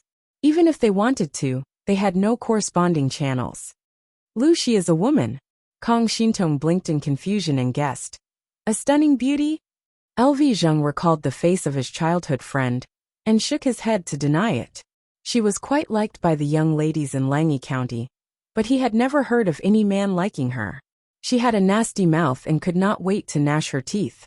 On the contrary, Zixiao, who was known as the flower of Langyi County, was much more popular with men than that authentic woman.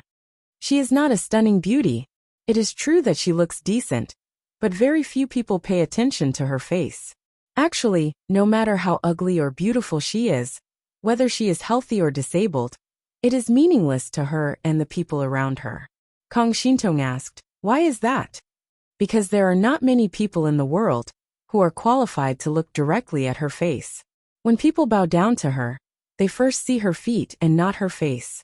Kang Xintong asked again, is she the Empress? Empress? Alvesian curled his lips mockingly. No matter how noble the Empress is, she still has to rely on her husband and her family. Once the country is destroyed, her husband no longer dotes on her, and her family abandons her, the Empress, who is second only to one and above tens of thousands of people, will also fall into a dark alley. How can she be compared to her? Kang Xintong could not understand who the Lu Shi that the teacher was talking about was.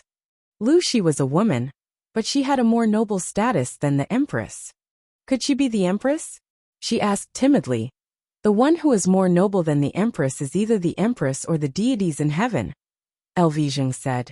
She is not the Empress. After all, she did not announce to the world that she was going to ascend to the throne, but she is not far from being an Empress in name only. A dynasty could be established in the land of Dongqing. Jiangpingji, who occupied a territory larger than Dongqing, was naturally qualified to be the Empress. However, her ambition was obviously not something that Dongqing could accommodate. Nanqing was also the target that the tip of her sword pointed at. Kang Xintong's small mouth opened wide as she listened. Her small face was full of shock. The higher you go, the further you can see. Even if you can't reach her level, looking at her, you can remember one thing. A woman's appearance is neither a blessing nor a curse. It is just a part of her that is given by her parents and is born with. Even though she is a woman, she is not born to crawl on the ground. Elvijing smiled and flicked her forehead. He said, as long as you stand at a higher position than others, your appearance will only be the capital that they praise you. On the other hand, you will be the prey that they covet. Just like your mother, she is just a prey. Kang Xintong's lips turned pale as she listened. Your mother is indeed at fault, but she sincerely hoped that you could live with dignity. It was rare for LV Zheng to have the patience to say so much. Even he himself was surprised. If Wei Ci was also a salted fish in the streaming room, he could only express his feelings by clicking 666. You're tuning in to the Li Mei's Sword of Destiny YouTube channel. We're so grateful for your support, and don't forget to subscribe to join us on this incredible journey through captivating stories. Your generosity through donations truly makes a world of difference, as it's the primary source of revenue that allows me to expand and enhance this channel for you. Thank you from the bottom of my heart for being a part of this adventure.